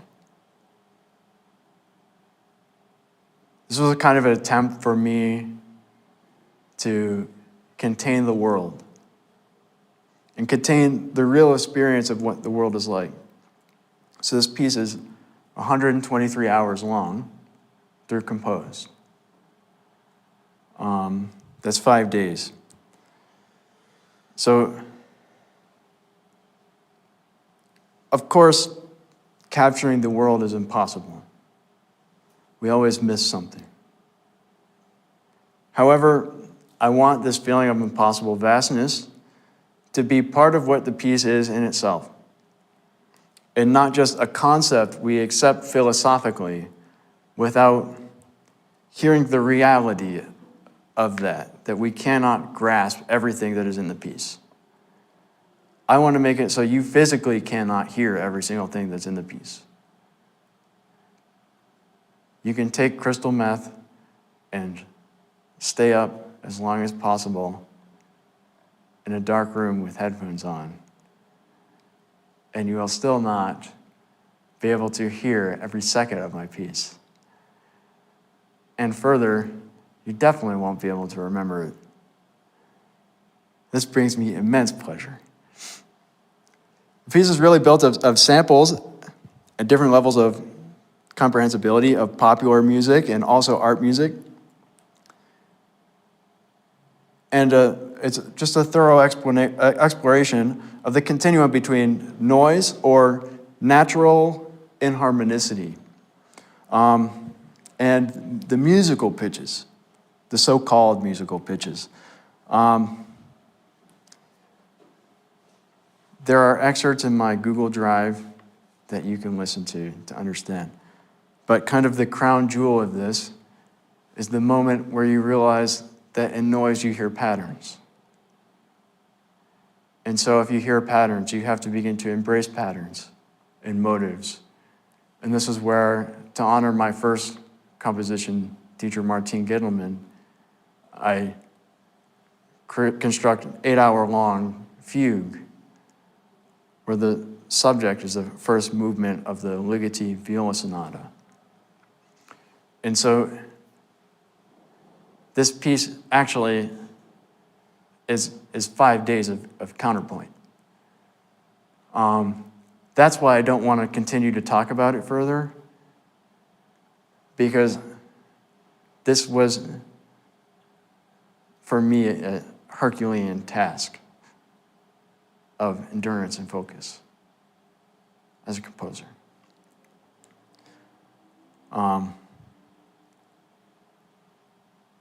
Now, to totally digress, okay, I'm talking about natural inharmonicity. Let's talk about inharmonicity in music.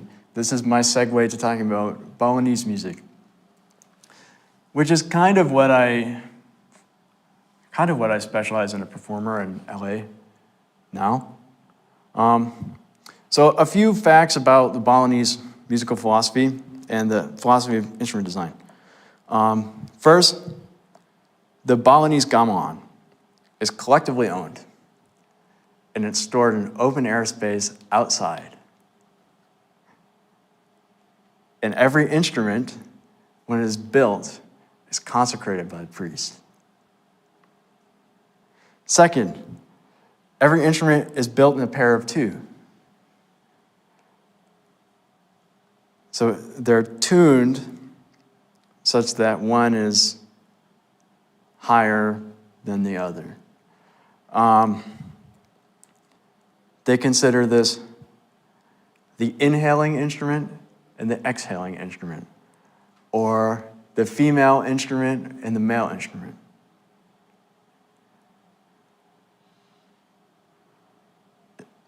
Yes, the lowest gong, which is also considered the holiest instrument, is female. So the low instruments are female, the ones closer to the ground, but not actually, only lower in pitch. Pitches are not lower or higher. Every pitch is here. Okay. The third thing I'd like to bring up is that every instrument is designed for the possibility of being played backwards. So imagine if I'm playing piano here, if I were also able to play the piano backwards, standing over here. This is what I mean. Why is it like that? So I can sit over here and show the person in my position what to do. So I play it backwards because I'm better than you and you follow me. This is teaching by showing, teaching by doing. And so in Balinese music, it's considered that you aren't worth a shit if you can't play every single instrument on the ensemble so well that you can play it backwards to show someone else what to play. When you rehearse with Balinese musicians, all you do is play the piece from memory at tempo without stopping and without going back.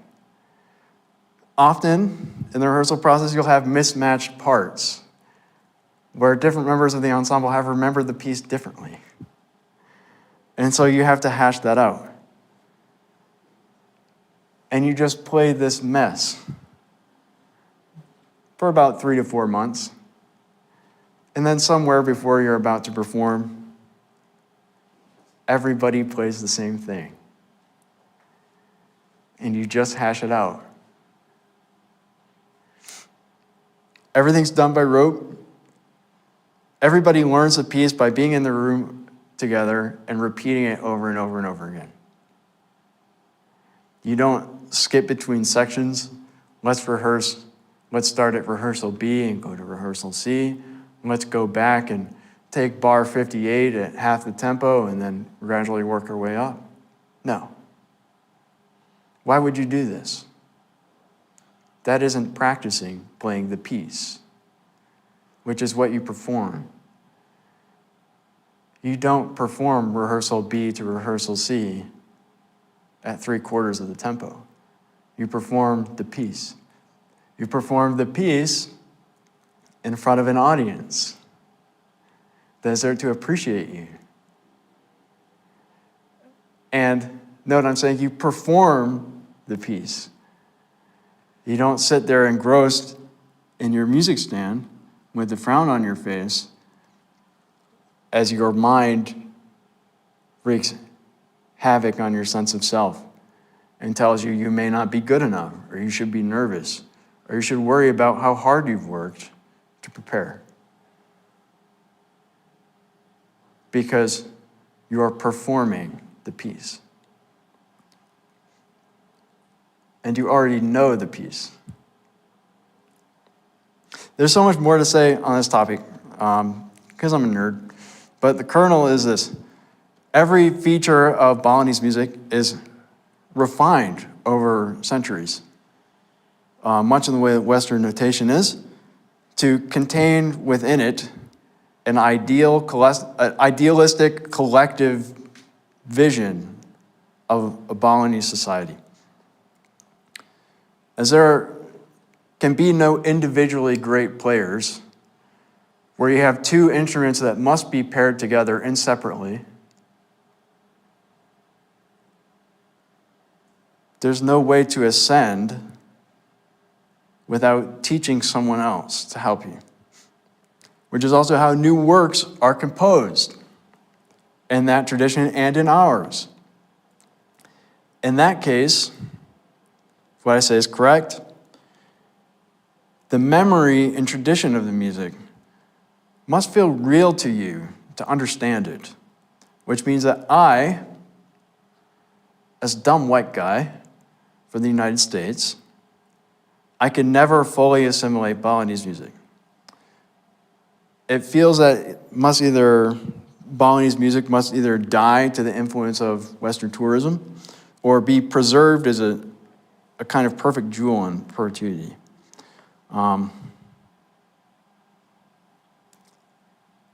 Yes. Now I'd like to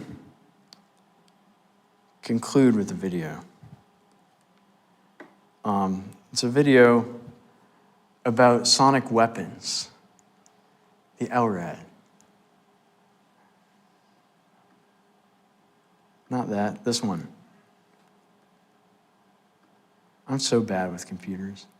Okay. What is an LRAD and how does it work? Well, an LRAD is like a loudspeaker, but it focuses the sound in a narrow cone so that if you're inside the cone, it's extremely loud. Retired Marine Colonel Mark Kansian is a senior advisor for the Center for Strategic and International Studies. The Minnesota State Patrol says it has had an LRAD since 2013 and uses it to make sure entire groups can hear when an event is declared unlawful and they have been told to disperse. During the Maple Grove protest, State Patrol says officers checked the volume, issued dispersal notices, and did not use tones or sirens, despite what has been reported on social media. This assembly is unlawful under laws of the state of Minnesota. When it's cranked up, Kansian says it can be overwhelming. We used it in Iraq when I was with the Marines. We tested it on the staff, gave us the demonstration. If you're in the cone, it sounds like the voice of God is speaking to you.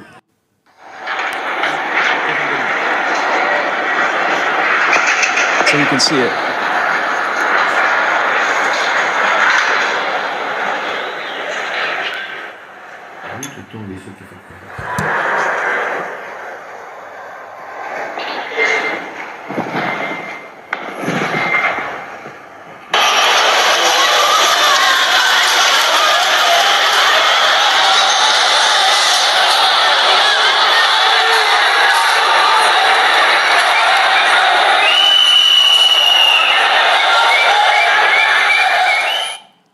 Yes.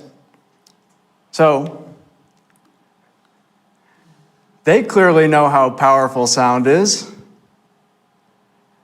That means we have to learn how to do that. Yes? For good, somehow. But this is what music must do to you. It must make you move the same way that this makes you move. That's my point. That's what I've always wanted to say. Okay. I'm sick and tired of hearing myself talk. Please ask me questions, or don't, and I'll just leave. But also, as tomorrow is the day I'm traveling out of Bled, today is my day to eat and drink extravagantly. So if you should like to join me, if you should like to ask questions, or if you should like to tell me that I'm a horrible person and a fool, either way, I'd prefer you do it over a cocktail. Is this fair? We can do it on the microphone. Let's do it on the microphone. Let's do it. I just want to, pose the suggestion. I think I have clarifying questions. Oh, I have no clarity. Have some discourse. Okay, the first question, I guess, pertains to the last thing you said. So basically, you're saying you want to weaponize music? You advocated for weaponizing sound, but you're talking to a crowd of musicians. So you want to weaponize music, and as a composer, are you advocating for the compositional material and process to be the thing that we're weaponizing? No, it's more that I don't believe you're a good musician if you don't recognize the fact that music already is a kind of weapon. This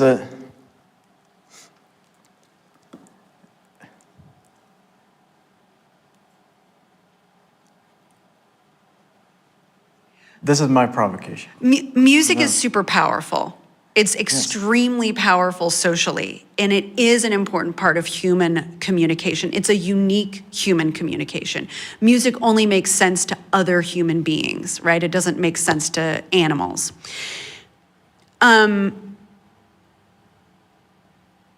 But I think that your provocation needs a little bit more breaking down, certainly for me to understand where you're coming from. You do that breaking down, I believe, by doing it and not by talking about it. Can you play some of your music then? No. I think that our communication... Music is played not on a computer. This is why I don't want to talk about my electronic music. You do electronic music? I did, and I regret it. Oh, you regret it? Well, talk a little bit about that. Why do you regret it? Computers don't make music.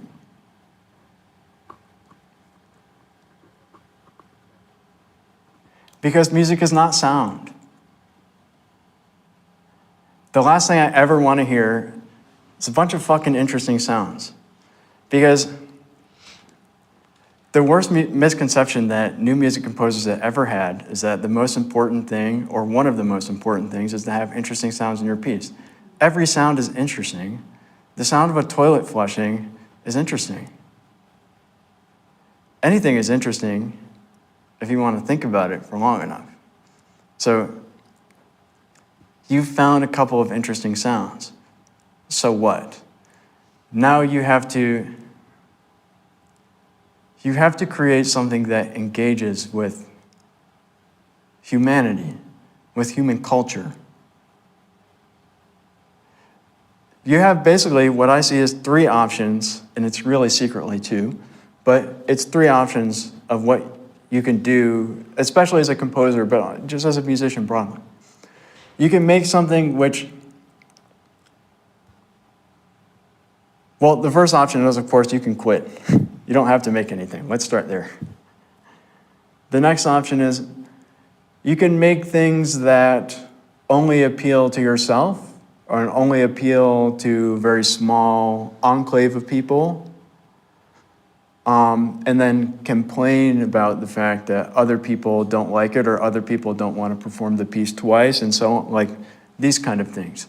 You can make something which has extremely limited niche appeal and then wonder why everybody else doesn't like it. And then your third option is to recognize that there are a couple of good reasons why music and musical culture is the way that it is.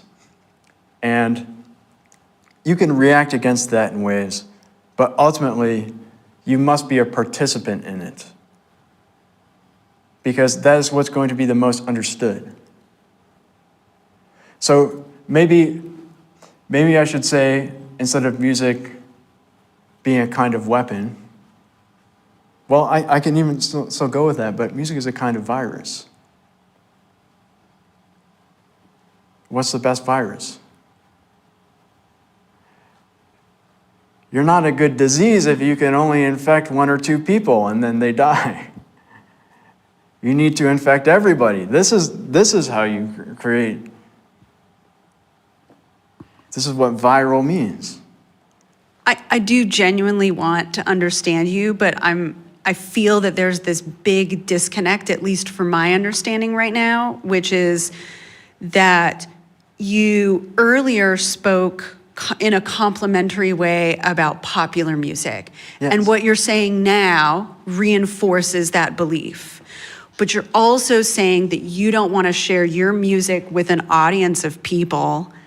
You don't want to archive it online right now, and that music that comes out of a computer is irrelevant or not real. So that feels like a massive disconnect in how you are evaluating Yes. what has higher value and lower value in your opinion. It doesn't become music until it is a participant in the broader culture. And this is why I think ultimately music has to be performed by human musicians, because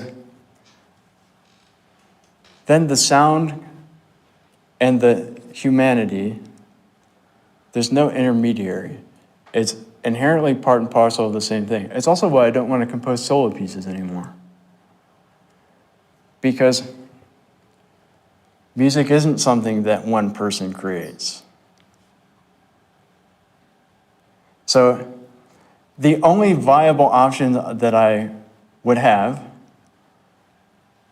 to share my music with you right now, from my perspective, would be for me to not give a lecture, but to sit in here with an ensemble and have a concert, which I did on Tuesday. But now is the time that that I've been asked to talk about it with words.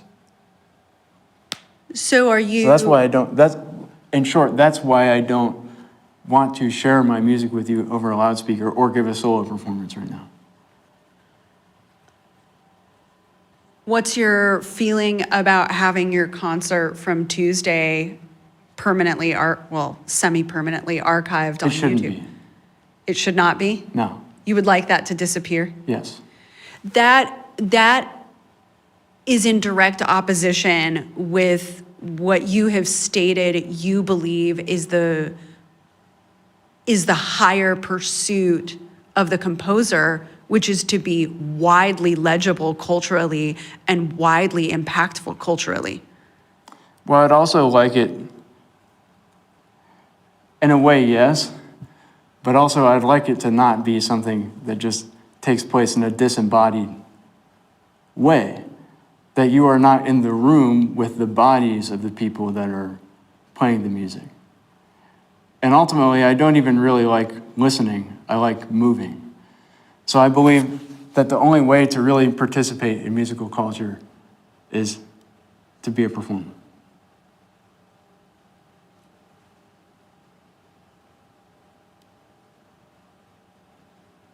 Because if you're just listening, if you're sitting there grabbing something passively, you're not knowing it every way that it can be known. I know it this way, or this way, or this way, or this way, or this way, you see? Or you can also know it this way.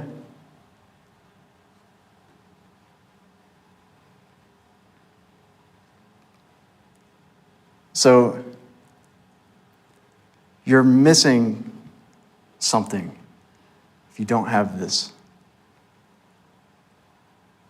You're missing out. You're not participating.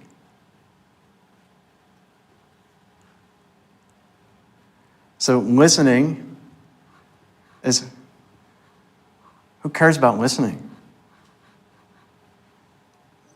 This is why I only show a score. Because a score is not meant to be listened to. A score is meant to be played.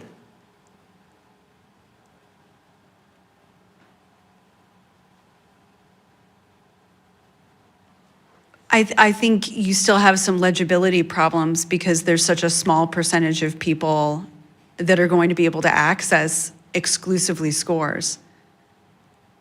So you want broad reach, you want broad cultural impact, and you are you're imposing upon yourself extreme limitations for the methodology of your communication. I am only a participant. I don't have Balinese scores. There aren't any. But I played the music in the room with them, and I know it. Same with classical music, same with jazz, same with pop music that I record. So for me,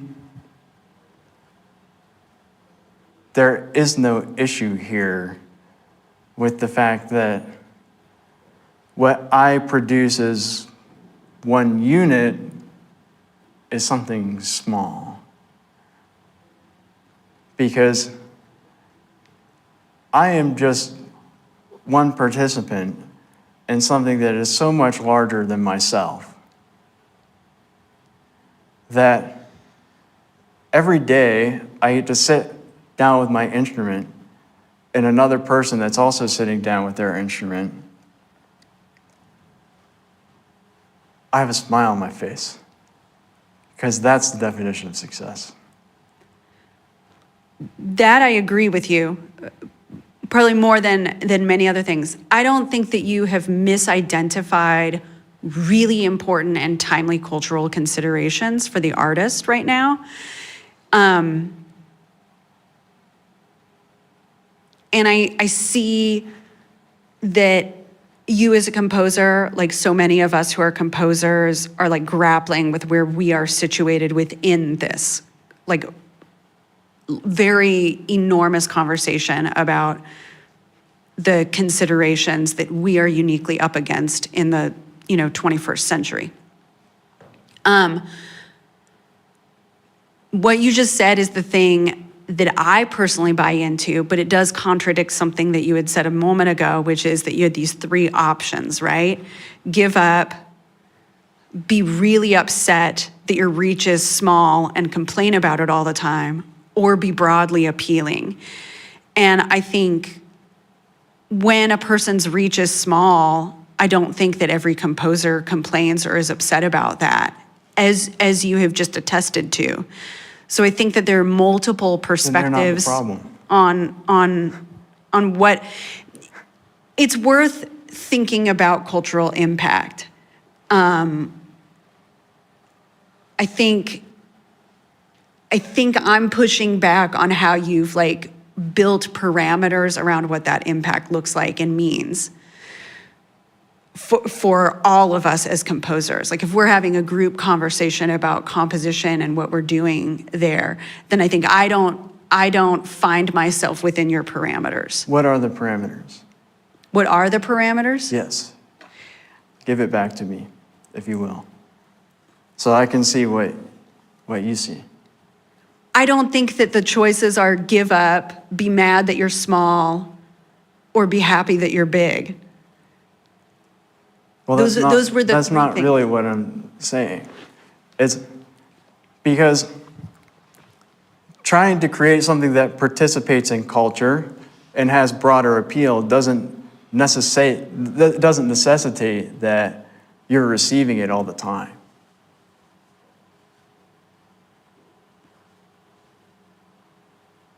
Right?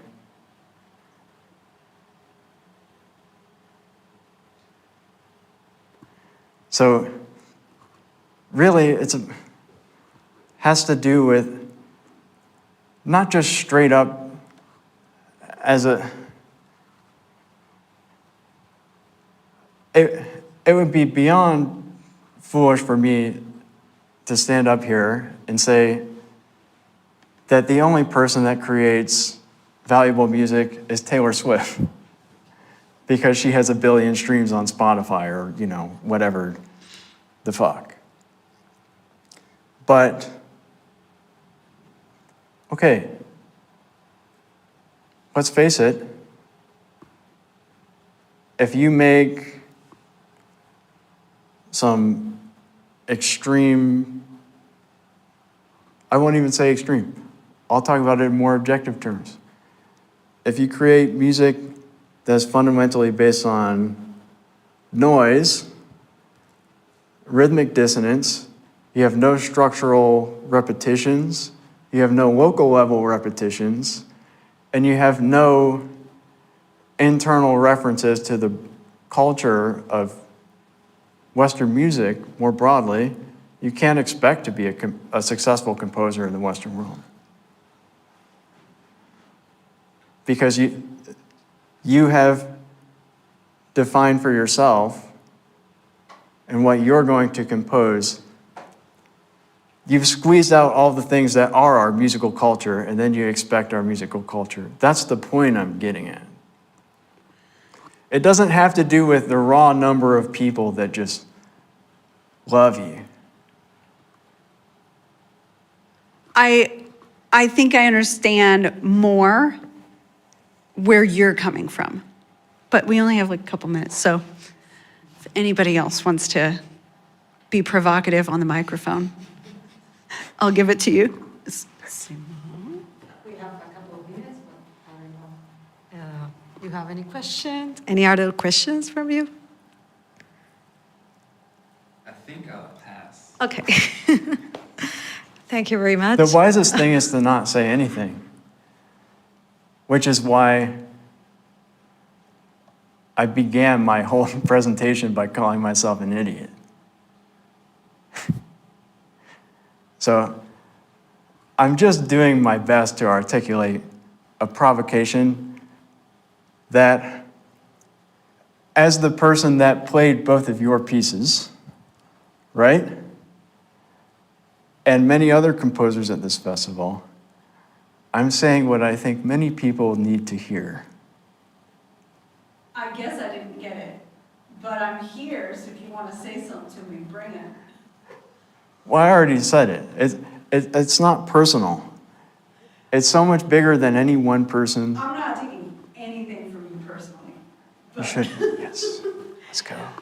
Yeah, We're done. I think that you are working on something and you're working your way into it, but I think that there's a lot of disconnects in your thought process right now.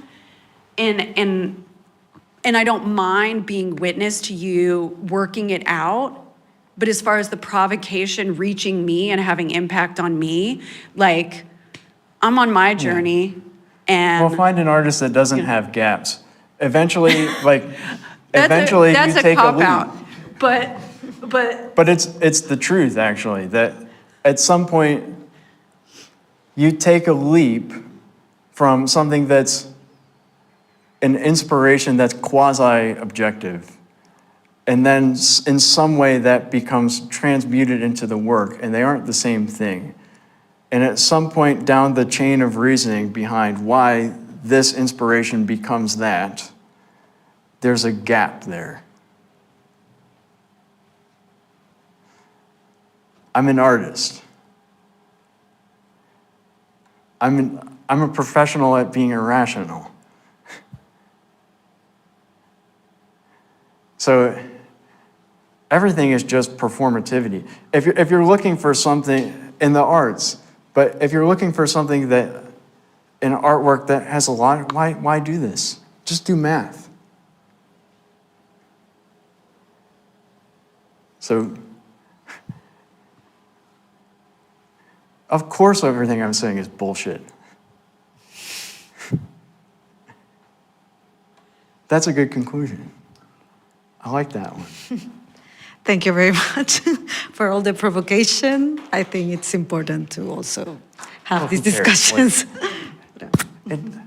It doesn't matter, actually. okay. Right? Can I take this off now? Yes.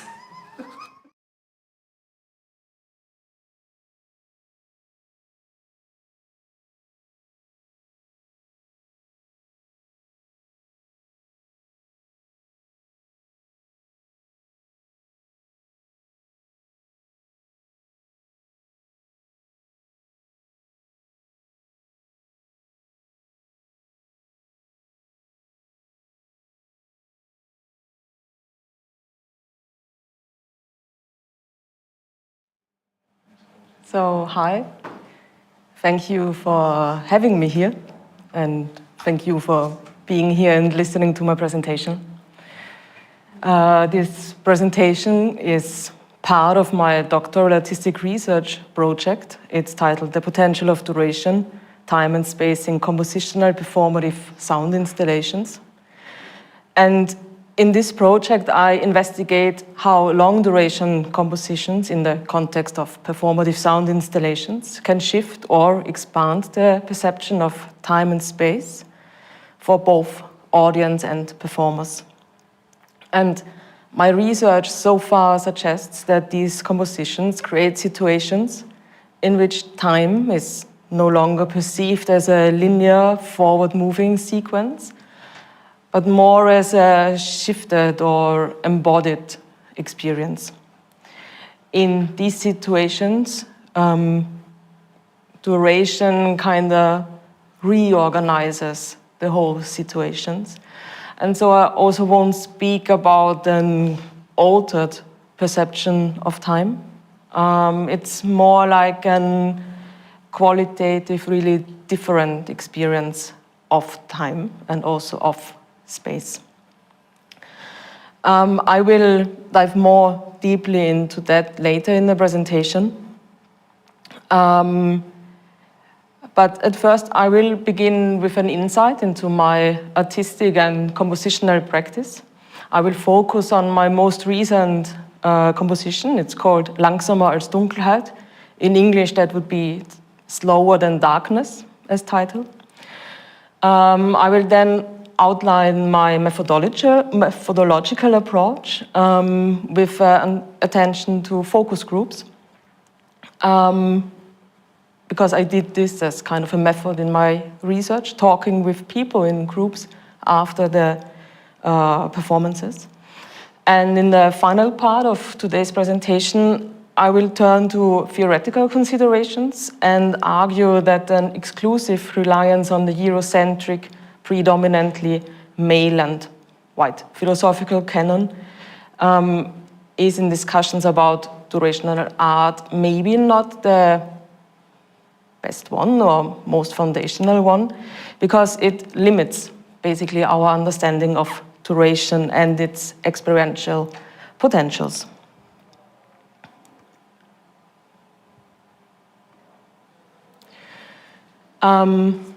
I will start with a description of the work, but I will start with a more poetic description of this work.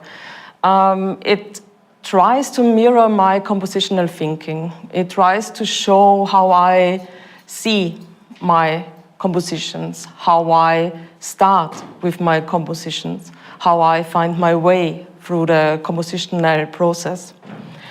And it's also a method, so to say, that I am trying to do in my doctoral research project, in my dissertation, as a form of research. So in the next couple of minutes, you will see the actual parts of the actual performance. You will see it, hear it, and I will talk over it. The sun sets. The first sounds, quiet at first, begin to appear. More and more float through the room, shimmering and flickering. The frequencies of the soundscape descend very, very slowly, gradually becoming deeper and deeper, so slowly that the change becomes noticeable only in retrospect. Meditative polyphonic melodies move freely through the room. Over time, more and more melodies appear. Crystalline sound textures appear and disappear. The sonic environment grows increasingly dense until it stops abruptly.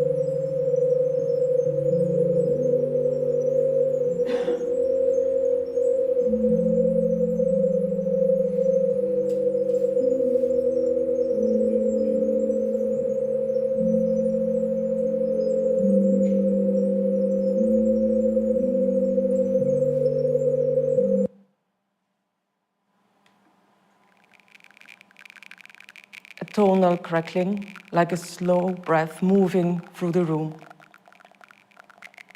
Quiet, barely perceptible. It becomes richer and spreads out across the room.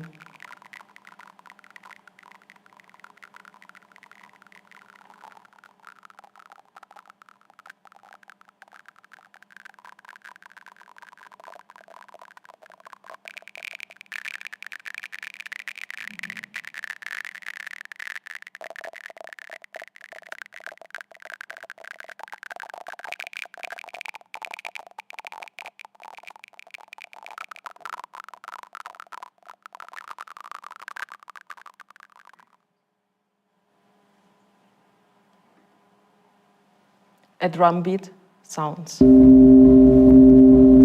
double beat, then silence. It grounds the listener. All that remains is the beat and the silence between it. Tension arises. A second drum enters. A constantly shifting rhythm develops. More and more percussive sounds appear. A driving force emerges, felt physically in the body. The bass enters, pushing forward. Abstract birds and wolves echo through the space. Almost midnight. Where is this driving body moving to?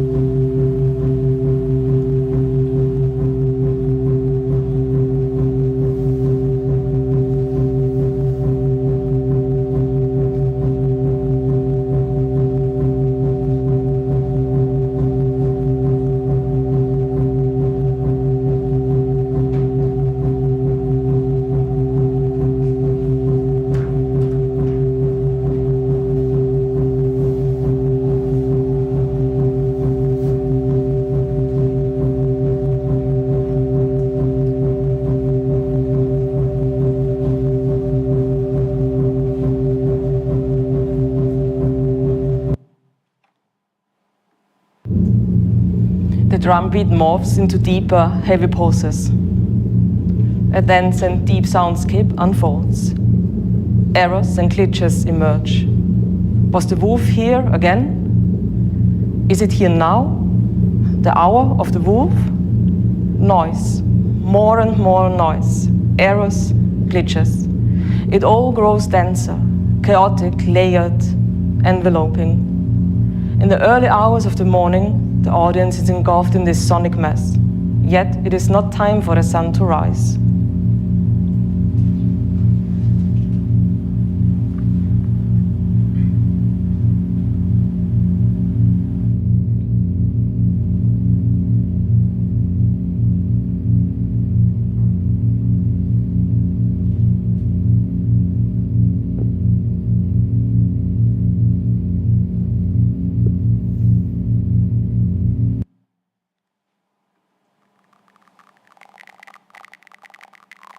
The soft tonal crackling returns.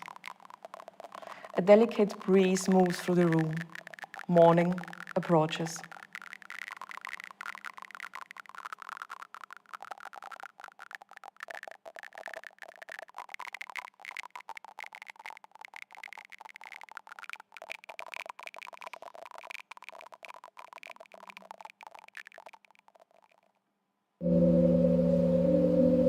Frequencies shift, hesitating, undecided.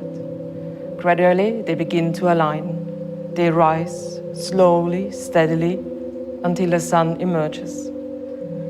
At the peak, a tapestry of sound greets the sunrise.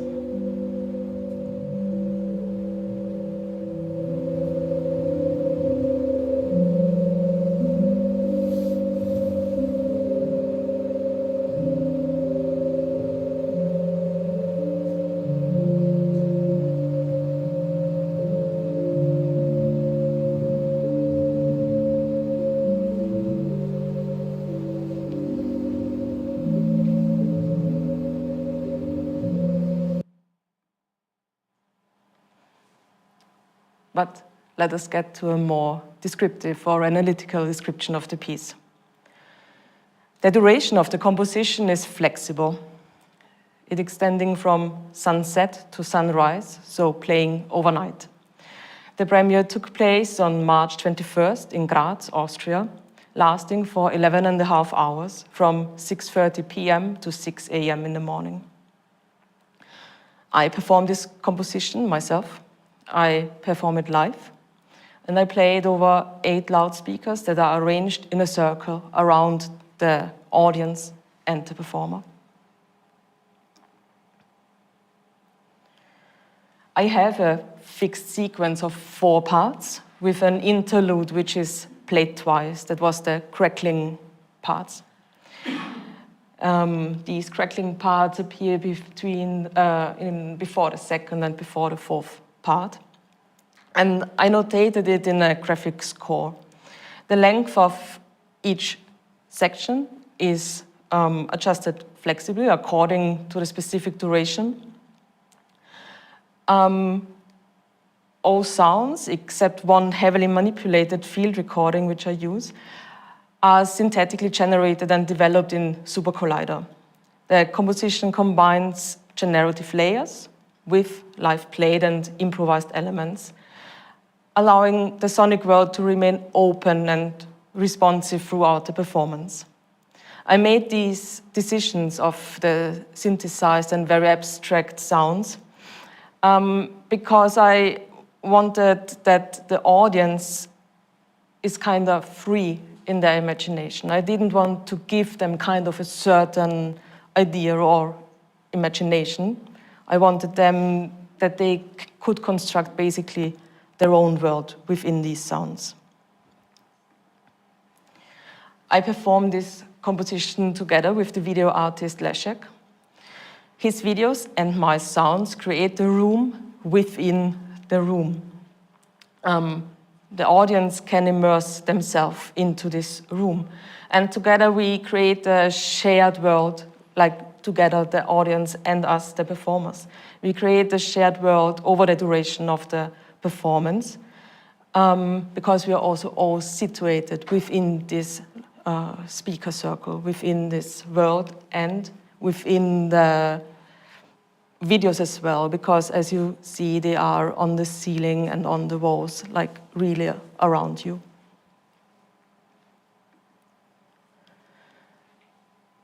So over the course of the night, Langsamer als Dunkelheit, or Slower Than Darkness, does not merely unfold in time. The performative sound installation generates a shared world in which listeners gradually inhabit a different mode of being in time. So here duration operates as a world-building force. Attention shifts, bodily awareness changes, spatial orientation dissolves and reconfigures, and time is no longer encountered as a succession, but as an atmosphere, as a density, as something in the room. Conceptually, this composition reflects my hypothesis on the potential of duration. So I kind of really tried to kind of research how does my hypothesis, my free hypothesis, can be kind of a compositional practice or idea. So the first hypothesis is that the potential of duration lies in the experience of time. I tried this first hypothesis, especially in the first part of the composition. So this opening part has sustained tones, slowly evolving sound layers that they create a situation in which clock time and its associated linear perception of time and forward-moving time loses the relevance. There is no clear sense of progression in this part, no expectation of what comes next. Instead, time is in a certain sense suspended, not in a timelessness, but more in a it's here, it's qualitatively present, but not important, because it means basically nothing. So listeners experience some kind of temporality, but one that isn't important for them. Second hypothesis. Long-duration compositions intensify the perception of microprocesses because the macro level becomes too large to be perceived as a whole. That's something that is not exclusive for long-duration works.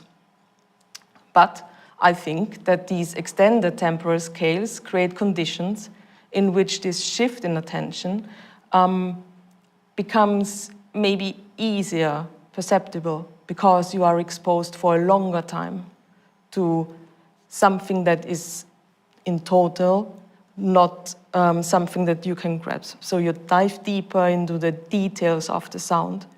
And I do think that that changes the longer you are exposed to a composition or a piece of art. So what happens is that you kind of listen within the sound itself. You perceive subtle changes of timbre, slightly rhythm changes, minimal fluctuations.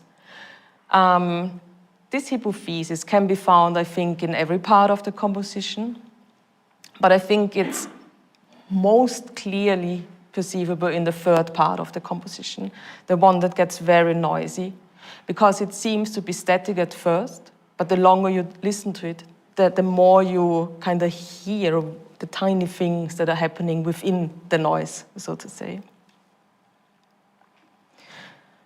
And the third hypothesis, form and dramaturgy emerge from perceptual processes. The composition is performed as a performative sound installation, meaning that the spatial setup, the room, allows the audience to move freely. In this performance or performative sound installations, audience was able to sit. We had mattresses, so they were able to lie down. They were able to stand. They were allowed to walk through the space, and they were also allowed to leave and return to the performance. So there is no fixed listening position for them. And in that way also no prescribed way of attending to the work. I do design or compose a large-scale dramaturgy for the whole piece. So I have a certain idea for the whole piece. It has kind of an architectural composed form. But as the audience moves freely in it, leaves, re-enters, they maybe don't hear the whole piece. Within the circle, it happens because it's played with 8 speakers and I can decide where does the sound come from. It can appear and it can happen, and it really happened, that if you stand at another place, you won't hear what is coming from the speaker over there. So it really happened that the position where you are does determine what you are hearing and listening to. So the audience is composing their own form of the piece, something that I can't influence. So in the moment of performance, the audience and me are creating everybody for their own form of the piece. It's kind of a loss of control for me as a composer and a performer, but it's kind of a productive loss of control. So it's something that I'm seeking for, actually. To investigate how long-duration performative sound installations are perceived by audiences, I conducted a series of focus group interviews following selected performances of my work. The focus groups were designed as qualitative, open-ended conversations, and this format allowed participants to articulate their experiences in their own terms and to respond to each other's perceptions. I acted as a moderation for the conversation, and I had prepared guided questions. The question focused on the perception of time and duration, shifts in attention, the perception of mental and physical states, and the perception of space, and the role of the performer and the perception of the performer. In total, I conducted 5 focus group interviews about 3 different compositions. Each focus group consisted of participants with a different artistic, musical, and educational background. The conversations were held both in English and German. All sessions were audio recorded and later transcribed in full. The conversations took place shortly after the performances because I wanted to capture the immediate recollection and memory rather than a reflection or interpretation of the memory. In summary, it can be said that the conversations reveal how duration produces not one shared experience, but multiple coexisting experiential worlds. Participants often described entering and exiting states of immersion, oscillation between presence and distraction, duration and clock time. What emerges from these discussions is an articulation of duration as something that reorganizes attention, bodily states, and spatial perception. I will go more in detail now into certain aspects, and all of the following observations, they are based on all conducted focus group interviews. The quotes that you see are all from the focus groups to this performance, to the performance Langsamer als Dunkelheit. And these are just first findings. So it's not a final conclusion. It's just a first kind of pattern that I see in it, but it's not the final conclusion of it. A central result of all focus groups is that time was rarely experienced as linear, uniformly progressing succession. With the term linear or linear time, I refer to the concept that time flows as a directed, continuous, and irreversible progression from the past through the present to the future. Participants describe time as something stretched or compressed or fragmented or suspended. But these experiences were not stable throughout the whole performance. There were moments of strong temporal awareness, then moments in which time receded into the background. And this kind of duration experience or the timelessness, it was always recognized retrospectively. Like participants just realized afterwards that they had lost the usual sense of time. So this suggests that duration is not a constant state, but more of an oscillation between conditions. An interesting finding from the focus groups on Langsamer als Dunkelheit was that the need for a sense of time diminished significantly after a few hours, usually after 4 to 5 hours. And for some participants, there was no longer a compressed or stretched perception of time. They had rather a kind of sense of being in timelessness, like really time didn't exist for them. The attention was frequently described as fluctuating.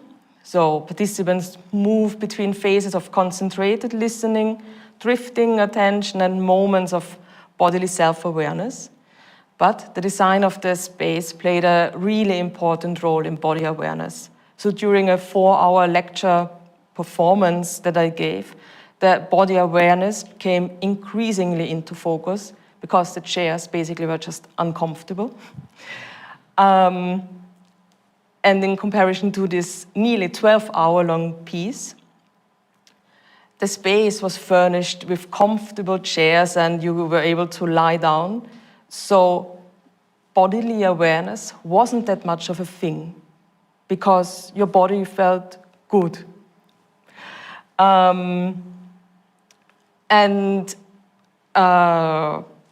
Members of the focus group also said in the interviews that the attention was moving from the video to the sound, even to small things in the walls. So it was more of a movement everywhere and nowhere kind of thing of the same time. And some of them also tried to kind of shift their attention on purpose. Over extended durations, the perception of space changed noticeable. Participants reported that the room was no longer perceived as a fixed container, but as something that can expand, contract, or dissolve into the sound. So the boundaries between sound, room, and listener became less distinct. And in performative sound installations, the movement can strongly influence the spatial perception. Participants reported this particularly in the performance of Langsamer als Dunkelheit, like the one quote shows with the bass drum. And it is noticeable that over the course of the performance, the perception of the space changed and that the performance created a new space within the existing one. That was really something that the participants shared, that they really felt the room, that they were in the room, like they were able to move out of the created world into the venue, so to say, just because stepping out 2 steps of where we played and then getting back into it.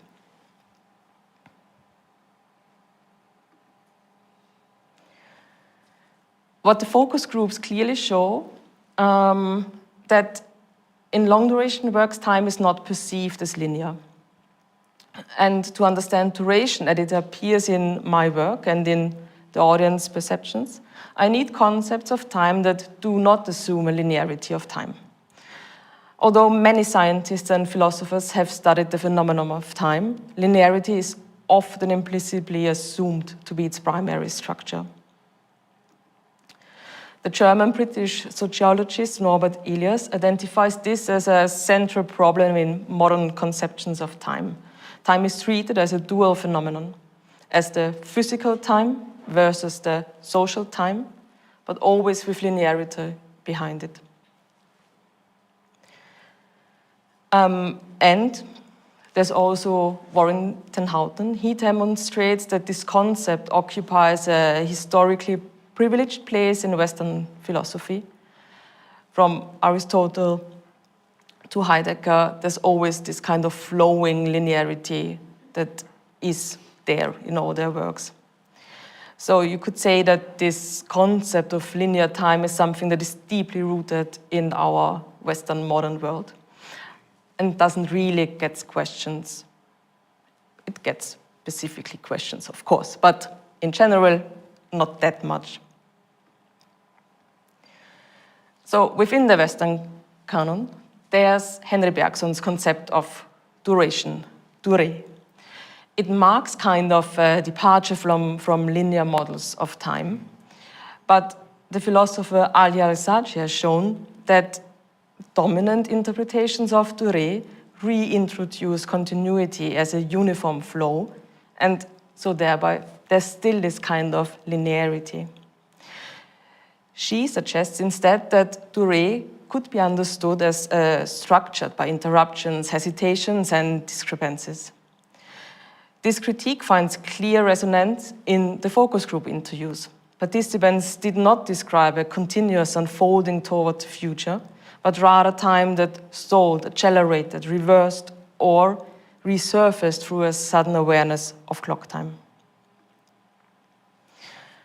In 24/7, Late Capitalism and Sleep, Jonathan Crary describes a time without units of time, a continuous flow of time without interruption. This 24/7 structure erases past interruptions like holidays or seasonal rhythms through a very monotonous indifference.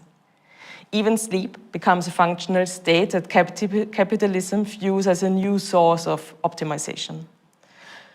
Against this socio-political backdrop, long-duration compositions and other works of long-durational art appear as kind of a counterpoint to that. They elude the logic of productivity and open up spaces of boredom, unstructured duration, and basically doing nothing in the capital sense. These are precisely the experiences that the 24/7 regime seems to eliminate. Dylan Robinson demonstrates in Hungry Listening that linear clock-bound time is by no means a neutral quantity. He describes how the colonization of indigenous people, cultures was largely achieved through the imposition of clocks. Like in boarding schools, bells dictated every moment of life. So linear time became an instrument of control. And there's also Achille Mbembe. He shows that Europe's linear conception of time is a sign of its desire to assert its own superiority. Like linear time is the only possibility to progress as a civilization.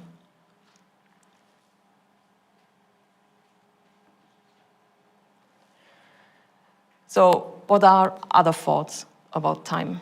What Dylan Robinson describes in political terms, Robin Kimmerer articulates as a lived experience in her book Braided Sweetgrass. She questions what significant human-created units, such as minutes and years, hold, for example, for mosquitoes or centuries-old trees, and views time as a succession of moments, each with its own story, unfolding in a cycle and therefore repeating manner. This relational understanding of time linked to living processes finds a structural counterpoint in Den Houten's analysis of indigenous time consciousness. He describes this consciousness as cyclical, event-oriented, qualitative, discontinuous, and based on the experience of long duration. This cyclical nature is a way of life. And also in many Native American cultures, for example, there's this 7-generation model, for example, shows their relationship to time. Like in this model, decisions are made with those within 7 generations in mind. The past and the future are not closed off. They are present and active in the here and now. So this concept of time focuses on responsibility rather than progress, and that always exists only in relation to something else. And this cyclical model of time is also found, for example, in Julia Kristeva's essay, Women's Time. She distinguishes between the cyclical time, which is repetition or biological rhythm or cosmic time, and the so-called monumental time, which refers to temporality in the sense of epochs, like very large. She sees linear time as the time of language and sentence sequence, and thus as something that is constructed. So what these perspectives share is a fundamental reorientation of time away from linearity, away from productivity and abstraction. It can be understood as cyclical and situated, as burdened by colonial imposition, or as something that is constructed through language and culture.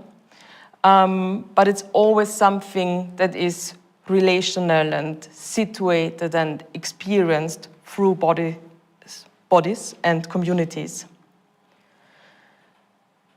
So all these concepts of time converge in a shared resistance to linear, metrical, and productivity-oriented models of time. They understand time as relational, cyclical, situated, bodily, and open to interruption. Long-duration sound works make it possible to experience these alternative temporalities without naming them. So, for example, over the course of the night, the piece Langsamer als Dunkelheit creates the conditions for a shared experiential world in which linear time gradually loses its grip and duration becomes something that is inhabited rather than measured. So, it's also that composing with duration and composing these very, very long pieces can be seen as also a political gesture. If linear time has historically functioned as an instrument of control and colonization, the artistic practices that open space for other temporalities participate in the broader resistance to that order.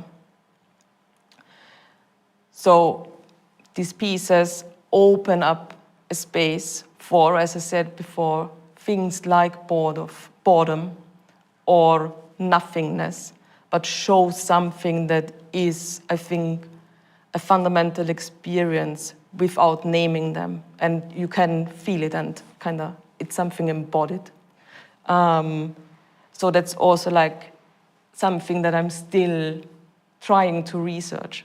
What is possible with this kind of composition and this kind of art, where you work with duration as a matter, not just a time boundary or whatever. And what happens if people feel that and feel something that they maybe didn't feel before. So thank you.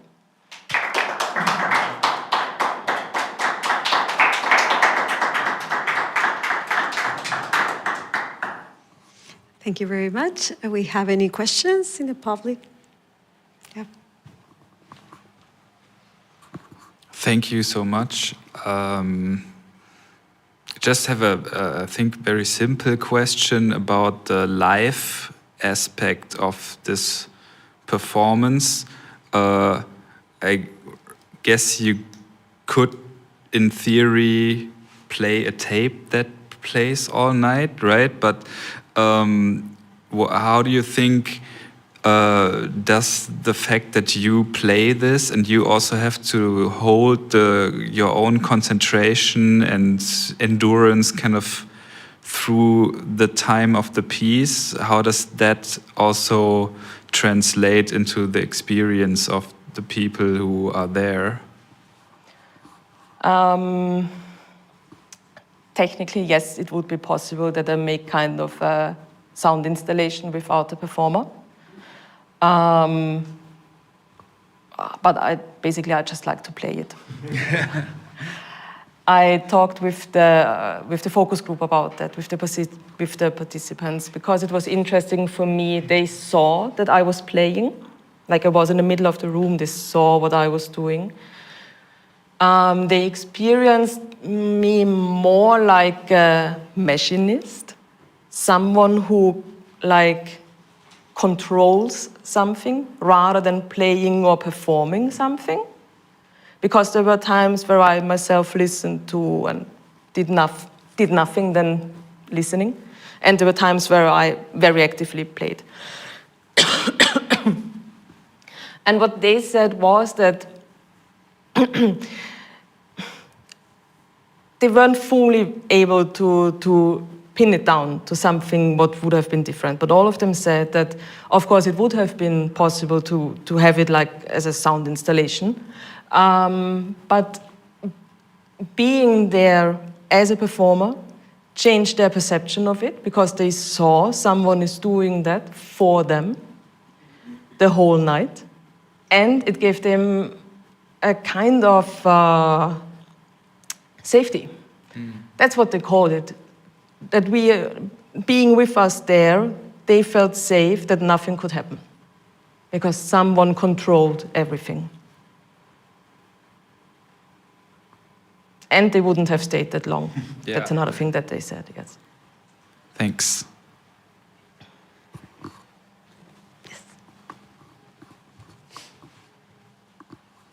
Thank you for a very rich and interesting, engaging presentation. I was thinking, first of all, I was taken by the way you were describing moving around the room and realizing that there was too much density of material to take it all in or hold it in your mind at once. And then the length of the work, obviously, is such that you can't hold the experience at once. So I guess you're then, as you pointed out, you turn to particular kinds of details or aspects of the work, and that combined with, I guess, the free associative thinking that typically is generated whenever we're liberated from that.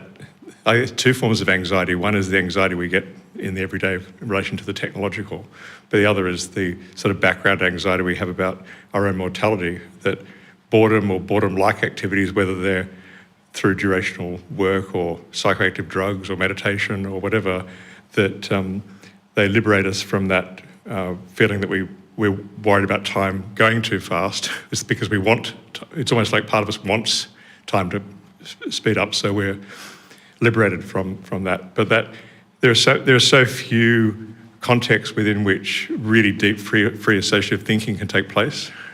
So it sounds like a richly generative experience.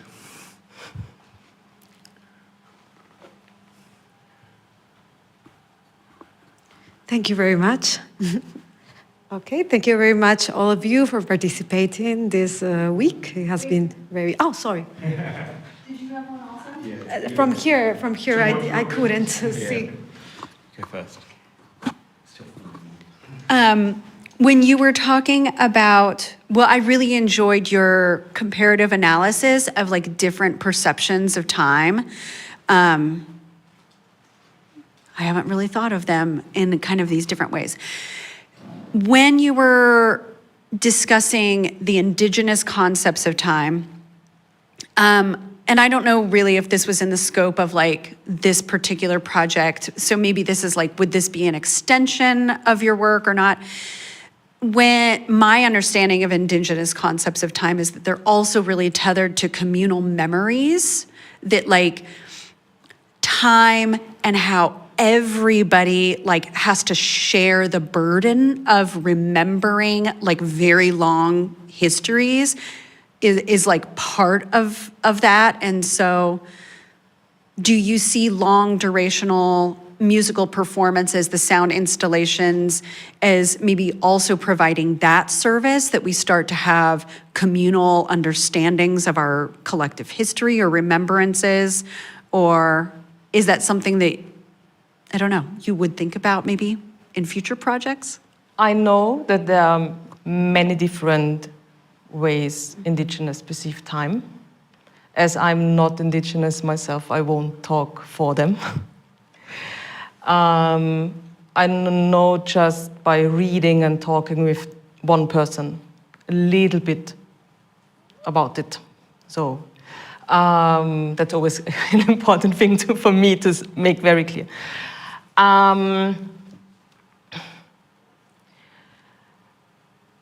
It's interesting for me that with this one person, she is indigenous in the US. And I talked with her exactly about that. I don't think that us Europeans can get something like an ancestral thinking of time just by perceiving long duration pieces. It's worth noting that there are vastly different indigenous knowledges Yes. that can't really be compared from, and that, you know, the Australian indigenous idea of everywhere versus the Samoan bar, or they're all vastly different. So even this, the one thing that I just described with the 7 nations model is very specific for the Upper Peninsula area and native cultures up there. So far I know and learned it. I think what I just try to show is that there is a different kind of perception of time, because this kind of thing of when someone says, oh, past and future is all at the same time, it kind of sounds a little bit strange, even for us, like, why? And what does it really mean if it's all happening at the same time? What do you really like experience? And I do not think that this kind of time perception is something that you can experience in long duration works. It's just trying to show that there are other concepts that are maybe even older than Eurocentric linear time. And it maybe changes your thinking about time. And this change of thinking of time maybe changes in some way how you perceive it, and kind of questions your worldview, basically. So we're naming, kind of trying to name a lot of other time concepts. I'm just trying to show everything else that is here. Thank you. I think it was really interesting that your work was, the work itself was not a fixturation, but centered around the sunset and sunrise. And it made me think about pre-industrial concepts of time, especially in, I'm familiar with like some theoretical basis of like pre-industrial time in farming societies within the UK, but that actually, you know, during harvest season, time was perceived very differently to how it was then perceived in the winter. And of course, in the winter, the nights are much longer. And so it was really interesting that your piece itself changes duration, but from the graphic score, I would probably interpret that the intensity also changes with the change of duration itself. You know, like a shorter version of the piece might feel more intense, even across the scale of the evening, and then one of the longest nights of the year might have a different sort of scale to it. Is that something you thought about when constructing the work in this way? Or did you have a different notion of kind of this idea of the kind of flexibility of sunset and sunrise? I'm really happy that I played it in the, on that day, so that it was kind of the middle thing that can happen at 12 hours. It's long, but it could be longer. And I didn't want to play it shorter at that moment, because I really wanted to play something for like 10 to 12 hours. So, I do think that if I played in a short night in summer, it would get more dense, and I would think that the audience wouldn't get the same feeling. Because it makes a difference if you are staying in one thing for 4 hours or for 1. Also for the audience, when they think about it, the audience had a kind of a schedule or timetable, just showing blocks for each part, so they knew when the next part would start. So and that was really an important thing for them to know. But I do think that it really makes a difference if it's 1 or 4 hours long. Yeah, but I wouldn't mind playing it longer. Thank you. Thank you so much, Ina. Thank you. Thank you.